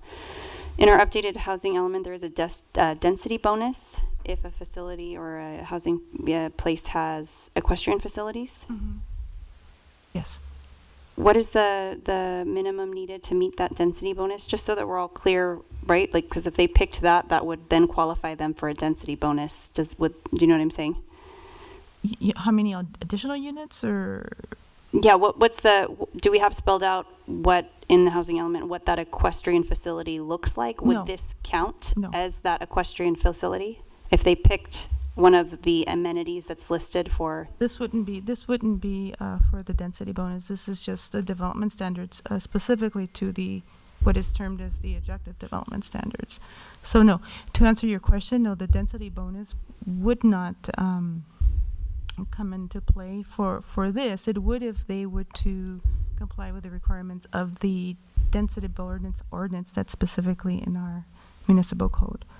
So they can't double dip? I don't That's what I'm asking, because here technically if they pick this amenity in our housing element says Yeah, you I get see a what you're bonus if you have saying. this amenity. I want to make sure I just understand if that is possible If or I not. may, I've been in a situation where we wrote development standards and had a developer double dip, and then just when I was on a city staff, and it was not what anybody had intended, but they had cleverly found a loophole. So I think I would suggest we kind of make sure that they're not double dipping, but Sure. providing language in this document to ensure that's not going to be the case. Okay. Mr. Mayor, on the amenities, just on that 12 by 12, UC Davis and their standards for horse keeping facilities. The 12 by 12 is fine as long as you had an open area for exercise requiring an hour a day. So you have to have it. You don't see that there now. Right. Yeah, we'll add in a requirement for a minimum outdoor space. We'll use the 576 since that's your current per animal. Okay, so moving on. Then the balance of this gets into more sort of like what has traditionally been the sort of subjective development standards or design guidelines kind of material. And so we break it down into both site and landscaping, then overall building design, and then we go into architectural styles. So under site and landscaping, we have some opening statements that are almost like kind of design policies. We address the issue of entry monument signs. So we provide some expectations for what those should look like, because large developments inevitably have these. We address the design of parking. So you'll notice this doesn't say how many parking stalls you should have, but it does talk about how much landscaping you should have per parking space. So we anticipate, particularly if it's an apartment community, there would be a decent amount of surface parking involved. And so we want to make sure that's well landscaped. And doesn't sort of abut the public right-of-way, so you don't see a bunch of parking lots and then apartment buildings behind. So this section attempts to capture all that. We address also then the issue of utility elements because there will be trash enclosures, mailboxes, et cetera. So we provide some standards associated with that. And that's kind of and then finally we address the design of lighting. So we already addressed the temperature and the height of lighting, but now we say we have some statements related to the actual design of on-site lighting in this chapter. And then if you may, Mayor, I'll move quickly through building design standards. So here we get into the actual design of individual buildings. So we have a number of standards related to the overall form and massing of them. So like one of the critical ones is the bottom left, item G, that basically says after buildings are a certain length, they need to be pushed back so you don't have buildings that are too long. So there's a number of elements here. Another one that says no more than 6 side-by-side dwelling units can be in any one structure. So that ensures if we are seeing apartment, like the townhome style units with the garage underneath that you see in many locations, that you don't end up with that being 10 units long. It's no more than 6 is defined by bullet E here. And then this is where we address carports and garages because we anticipate you would have a decent amount of those. So the configuration and the size of garages that might be associated with these units is addressed in this section. And then after that, we'll move into architectural style standards. So I will pause on chapters 3 and 4 for questions and comments. Kevin, any questions on 3 or 4? Catherine?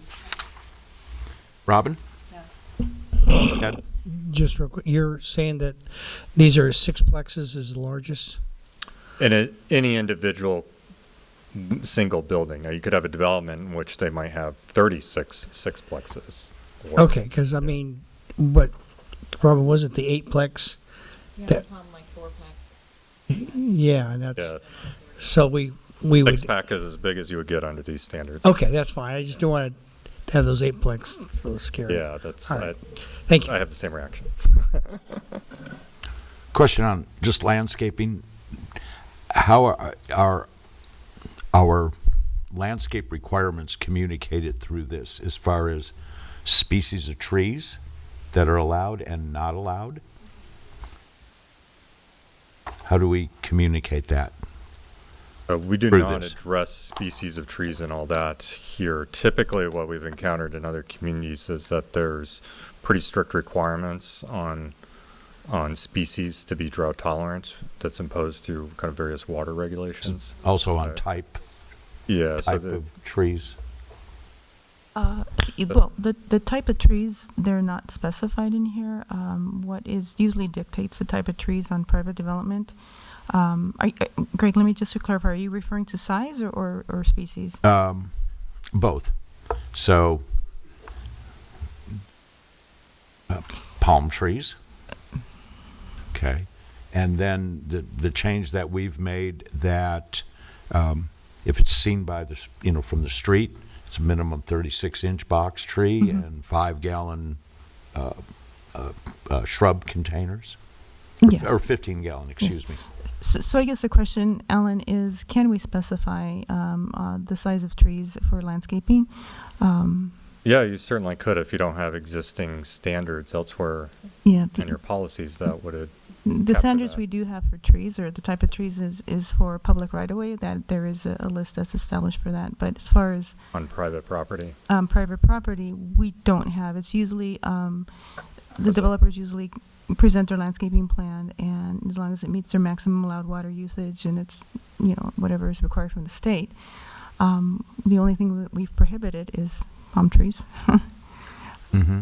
Well, if you don't have existing policies that capture that intention, then we could certainly write that into the landscape section. So we could say minimum 24, 36-inch box as seen from the public right away. I mean, that's a change that we've started to make on commercial projects, on different projects. Mm-hmm. Yeah. What we often have seen, or I've seen, is that oftentimes you'll refer to the state's, I believe it's called Be Water-Wise list, and so some entity of the state that's kind of keeps track of that has a long list of acceptable plants that are native, have low water usage, and so oftentimes you just say like you can pick any plant off of this list, and then that way as a local agency you don't have to keep track of all that stuff.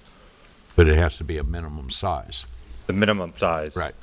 And that's kind of where I was going with that. Haven't addressed.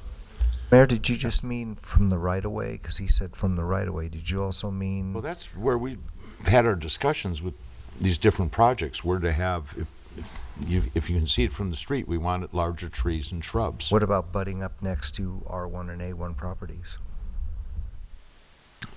I'm fine with carrying that on. Yeah. So given that we had this conversation about say setbacks, boundary. Yeah, given the conversation we had about setbacks, I think we would probably say trees planted within the perimeter setbacks would, property setbacks be a minimum would of 36-inch box. Mm-hmm. And all the same planting needs to be off of the shrubs and plants are larger. So okay, typically the standard size is a 5-gallon. So and we've been going 15. Yes. Right. I don't remember what project, but on perimeter, I in my opinion, a 15-gallon could be. I think you're on reasonable grounds of sort of writing that in as the standards. Reasonable or unreasonable? Oh, reasonable grounds. If you've been asking that of development that's been coming to the city so far, you should solidify that as essentially the code in this document. Okay. And I would say we could specify that applies to those perimeter setbacks, whether they're 25 feet or 12 feet, wherever you ultimately land on that. That was my last question there. So, next chapter? Next chapter. Next chapter was fun. Architectural style standards. So, as you know, you have a Western architectural theme that's built into your existing municipal code and part of your design review process. And what we did here is really take the language of your existing code, and the first draft we had that I had of it was literally verbatim repeat of what was in the code. Many of the statements that are in the code are shall statements, so they do meet this threshold of being objective. You're required to do this. It's not a should statement. A should statement is like, please do this. Most of your code on your design review section says shall. So that was kind of what we initially did. Tweaked some of the language where it was more of a should or a suggestion.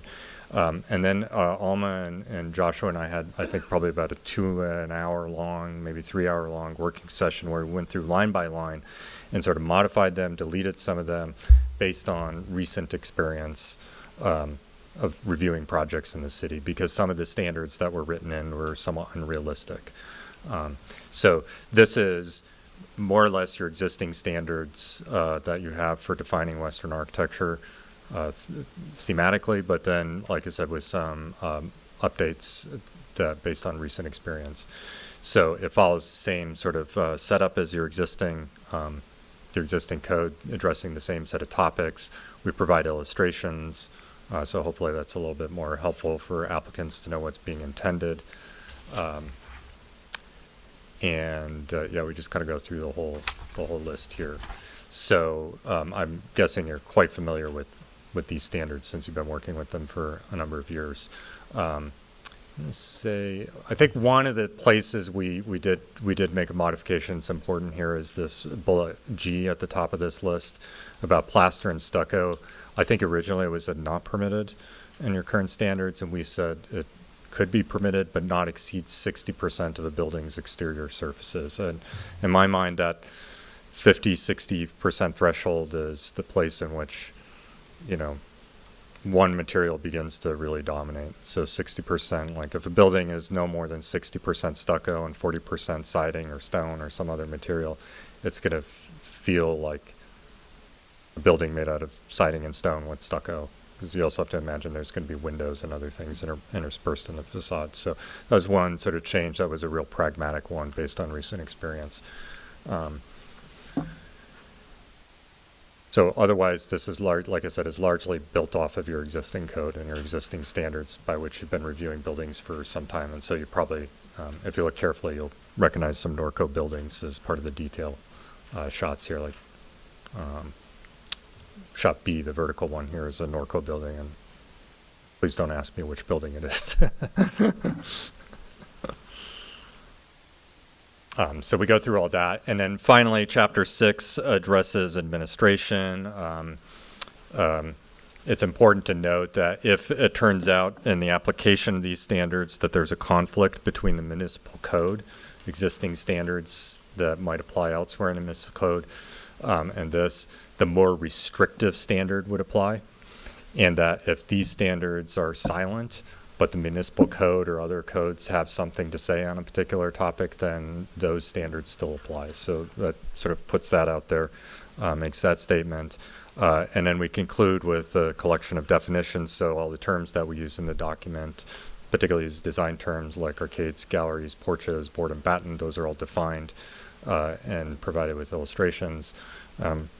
I will say this is actually somewhat important. I was just working with one of our new planners in our office today, and he was asking me, what is a gable roof? And I was a little bit surprised that he didn't know what a gable roof was. So I had to explain it's the roof with a triangular shape.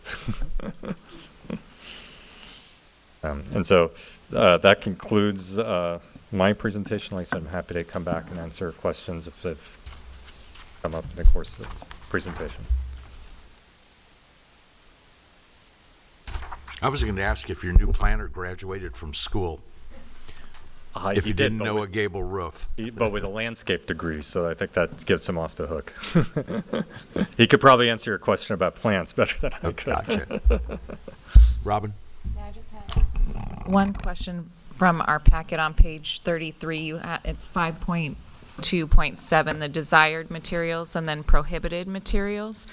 Just for clarity, under the prohibited materials, letter J, it says the use of vinyl, masonite, and aluminum siding may be used when they are simulated to look like wood. I feel like that's but it's under the prohibited list. So I don't know if it should just be fully prohibited or if it should be moved up to where it says desired materials. That's a good catch. I think it probably should be moved up to desired so it's just materials. Clear. Okay, thank you. I believe that's currently how it's written in your current code, so it's kind of one of those hangovers. You're saying, Robin, you want vinyl to be permitted? I'm just saying, if you don't want it permitted, then try when it looks like wood and just say it's a prohibited material, because your statement, it is under prohibited, but it says it can be used if it looks like this. So we either need to say yes or no. I don't think that statement to me is clear either way. Or would it be the use of vinyl, masonite, and aluminum siding that does not look like wood is prohibited? We could write it or that you could way. do that, yeah. They know. Well, I'm just saying it's not permitted. clear. So I would not recommend a kind of straight up prohibition on some of these kind of contemporary manufactured materials that can simulate wood quite well. We have run into challenges on these kinds of standards in other communities in the region where developers are saying, don't make, you can't require me to do all this wood. I can give you something that looks just like wood and it also meets all these fire ratings that you're also asking me. So we don't want to put somebody in a position where there's a conflict on this kind of material choice related to wood in particular with the fire codes that might be imposed. So, but we can clarify that statement so it lives in the appropriate section there.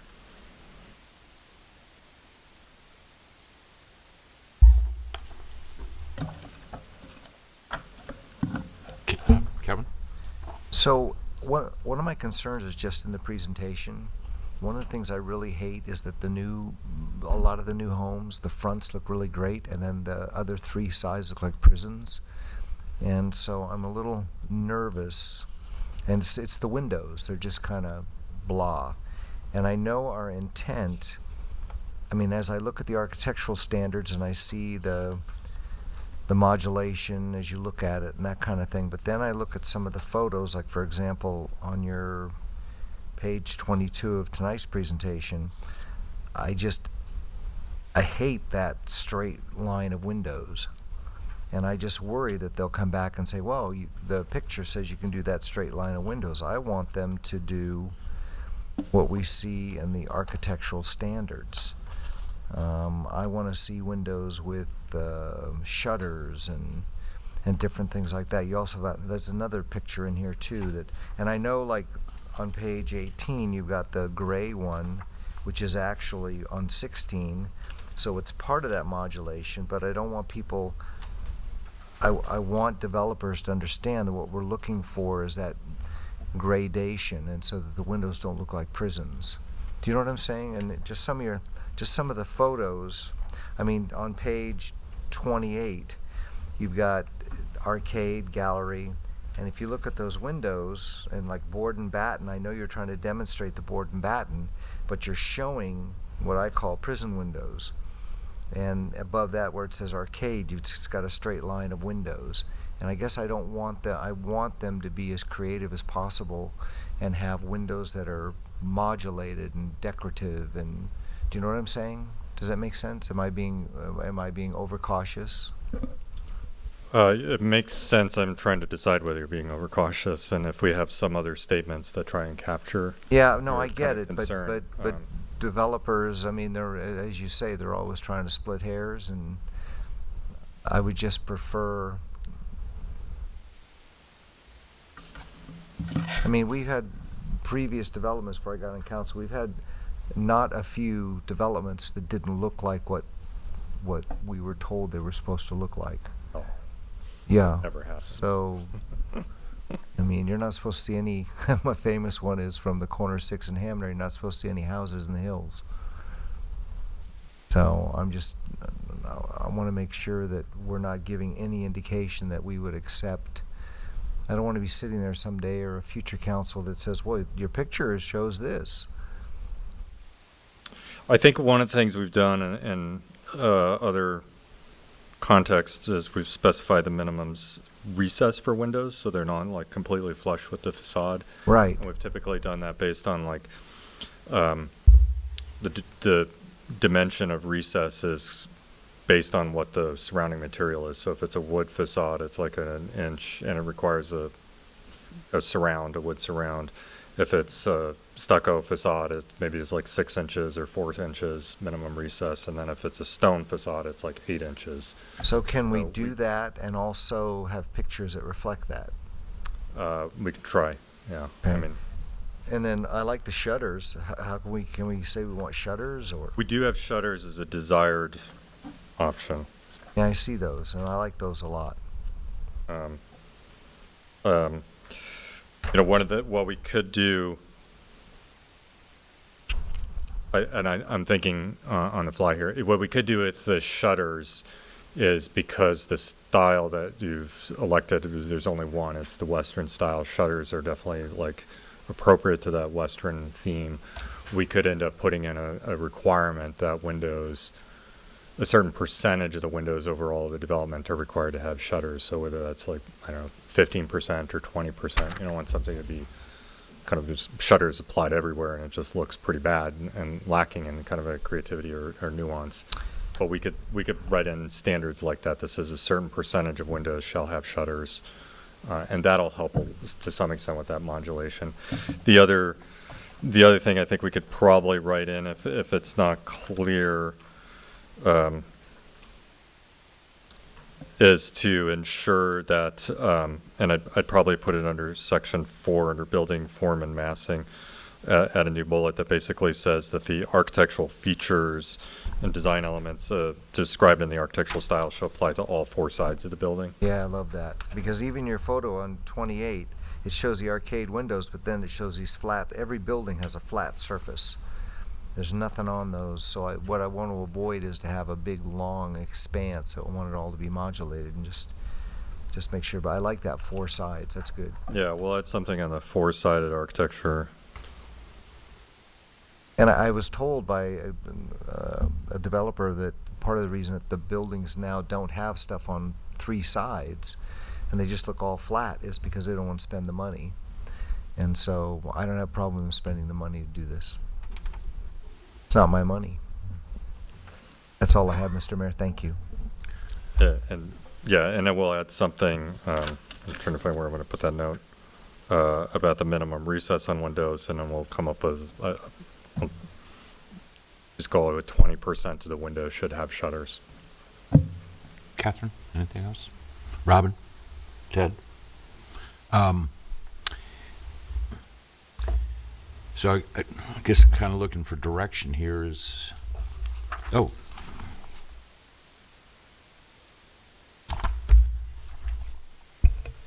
We don't have any public comment. okay, that's, didn't want to get ahead of myself there. Yeah. You want me to open the public hearing?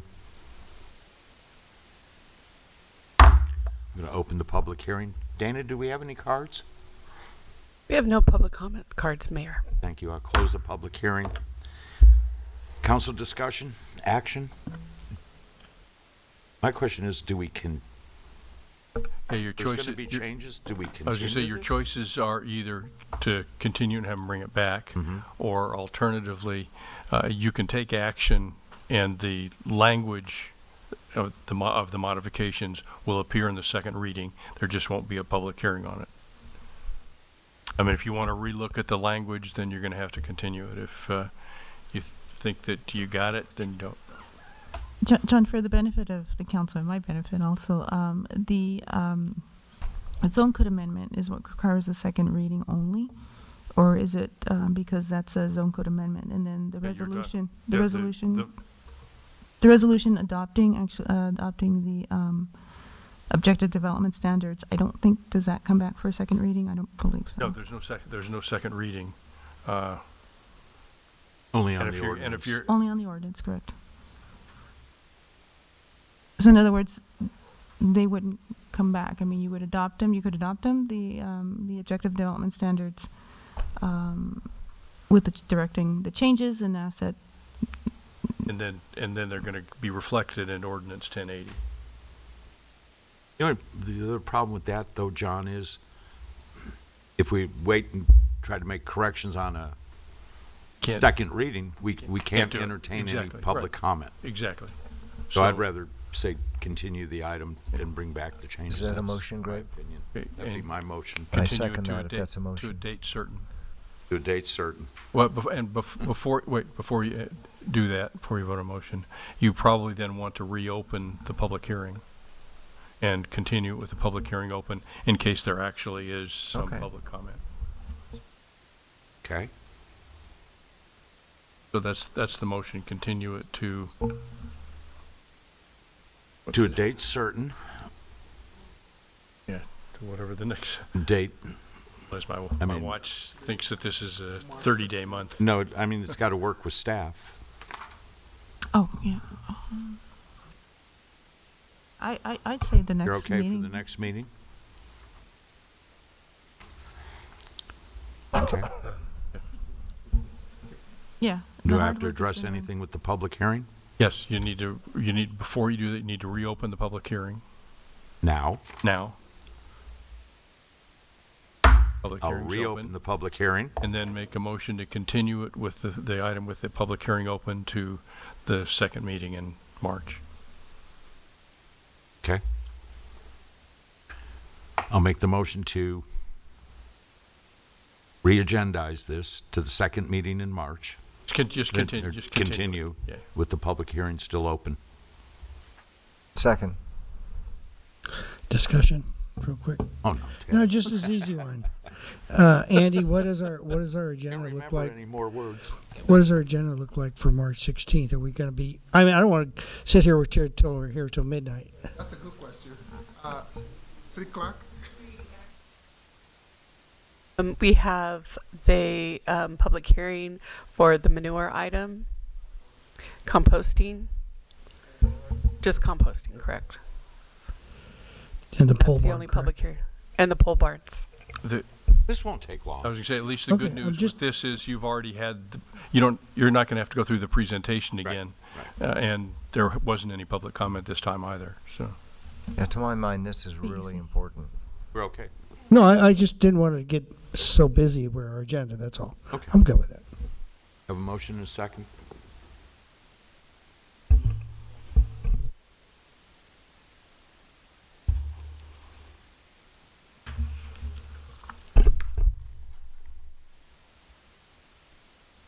Councilmember Hoffman? Councilmember Bash? Yes. Councilmember Alleman? Yes.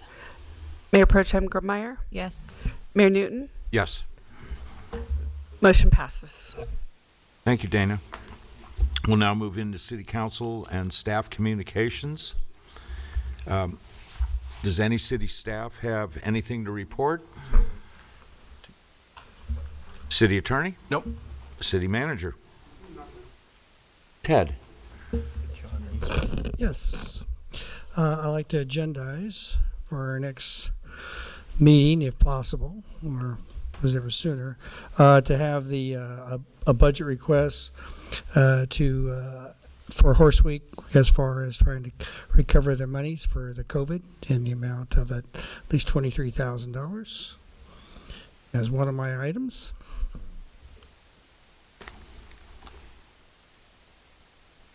Question: did you want to include 10,000 for? I will on the second one. Okay, I want to keep got it sec. Well, I'd rather keep it clean that way. Right, Does that make second. sense? I can put it under both. Second.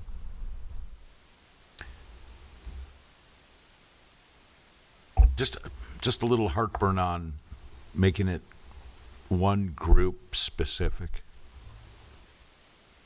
There should be For more of a general discussion on that. you want to do the general discussion other than just horse. This is versus the loss on the COVID. That's just there from the one because it's the only budget I got from them. But that's fine.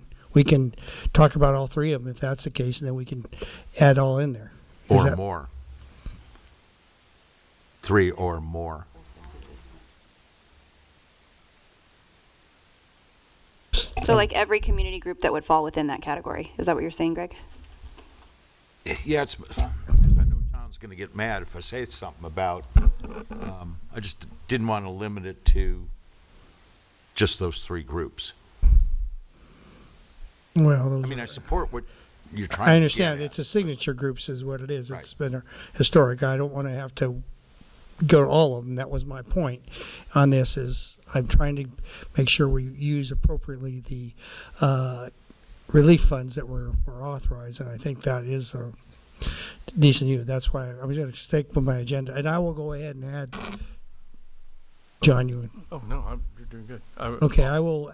No, all I was going to say is that remember that as Andy and everybody else said, the budget is a living document. Right. So that these 3, but you can also say in that agenda item that anybody else who feels that they might, be, it might be appropriate for them also in the future to receive funds has the opportunity to submit Well, a request receiving to funds you. may not be the direction I want to go. Yeah, okay. But any organization that wants some assistance of any sort, including those 3, can at some future date make a request. I mean, if you take action on these 3, you're not precluded from considering 2 more at the next council meeting after that, if you think it's appropriate. I'm fine with agendizing it. I just Well, then I will agendize the whole thing, the request for funding for the Horse Week for the COVID, and along with putting in some funding for supplemental costs for the seating, supplemental funds for the seating for this year for those 3 organizations. Second.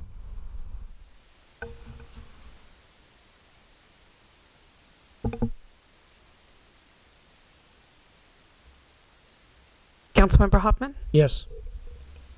Councilmember Bash? Yes. Councilmember Alleman? Yes.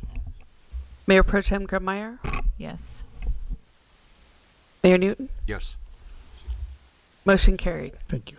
I have a couple more, just two more, real quick. Chad, this is in regards to the streetlights along 6th Street and that, the ones that were in there, they're getting old. I'm just trying to maybe look at something in a future CIP for the streetlights replacement, something where our banner program works appropriately, something where I know I don't want to flood the place with lights, but I'm asking if for a simple, as we look at the replacement of those streetlights. Talking about the decorative lights? Yeah, the ones that you can't replace. Right. Okay, just asking to look at the. And then finally, last month and then even this coming month, and I'm not against doing these awards, and we do it, but we did our community service awards. We limit it down to the mid-month, and it seems like we went to the mid-month presentation. And now with this new recognition that was approved a couple of months ago, now we're doing 2 of these at the same council meeting like we did in February. We had Robin's Community Service Award, and then we did the Black History Month. I would just, since we didn't do any on the first part of the month, rather than putting them both together, is if we can split those up, if it's possible, so that we're not doing them all on the same night. Maybe we can look at that, because we have our list that Chris gave us for the Community Spirit Award, and now this new one, well, we're now on mid-month. I just rather split it up. That's all. If we can look at that, I appreciate it. I'll look at that with the city clerk. How's that? Thank you. That's right. Robin?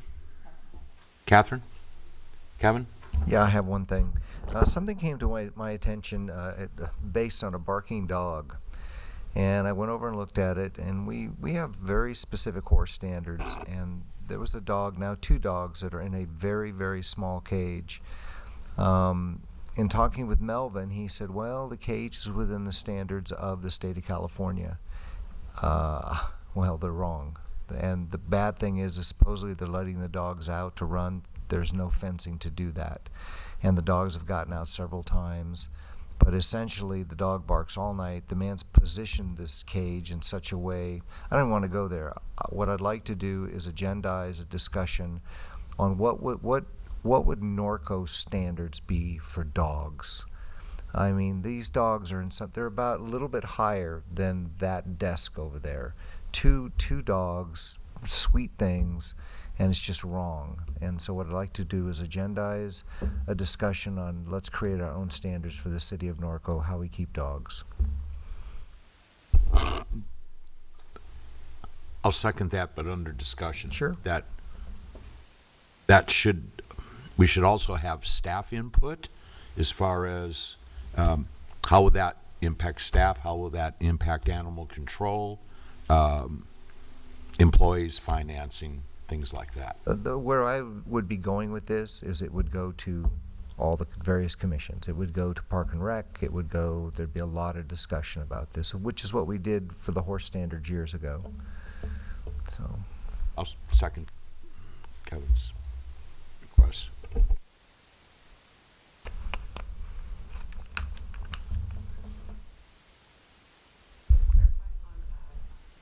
No. And clarify on the motion. So the item for discussion would be animal control changes? No, what it would be is to look at creating a standard for the keeping of canines. Got it. Okay. Councilmember Hoffman? Yes. Councilmember Bash? Yes. Councilmember Alleman? Yes. Mayor Pro Tem Grubmeyer? Yes. Mayor Newton? Yes. Motion passes.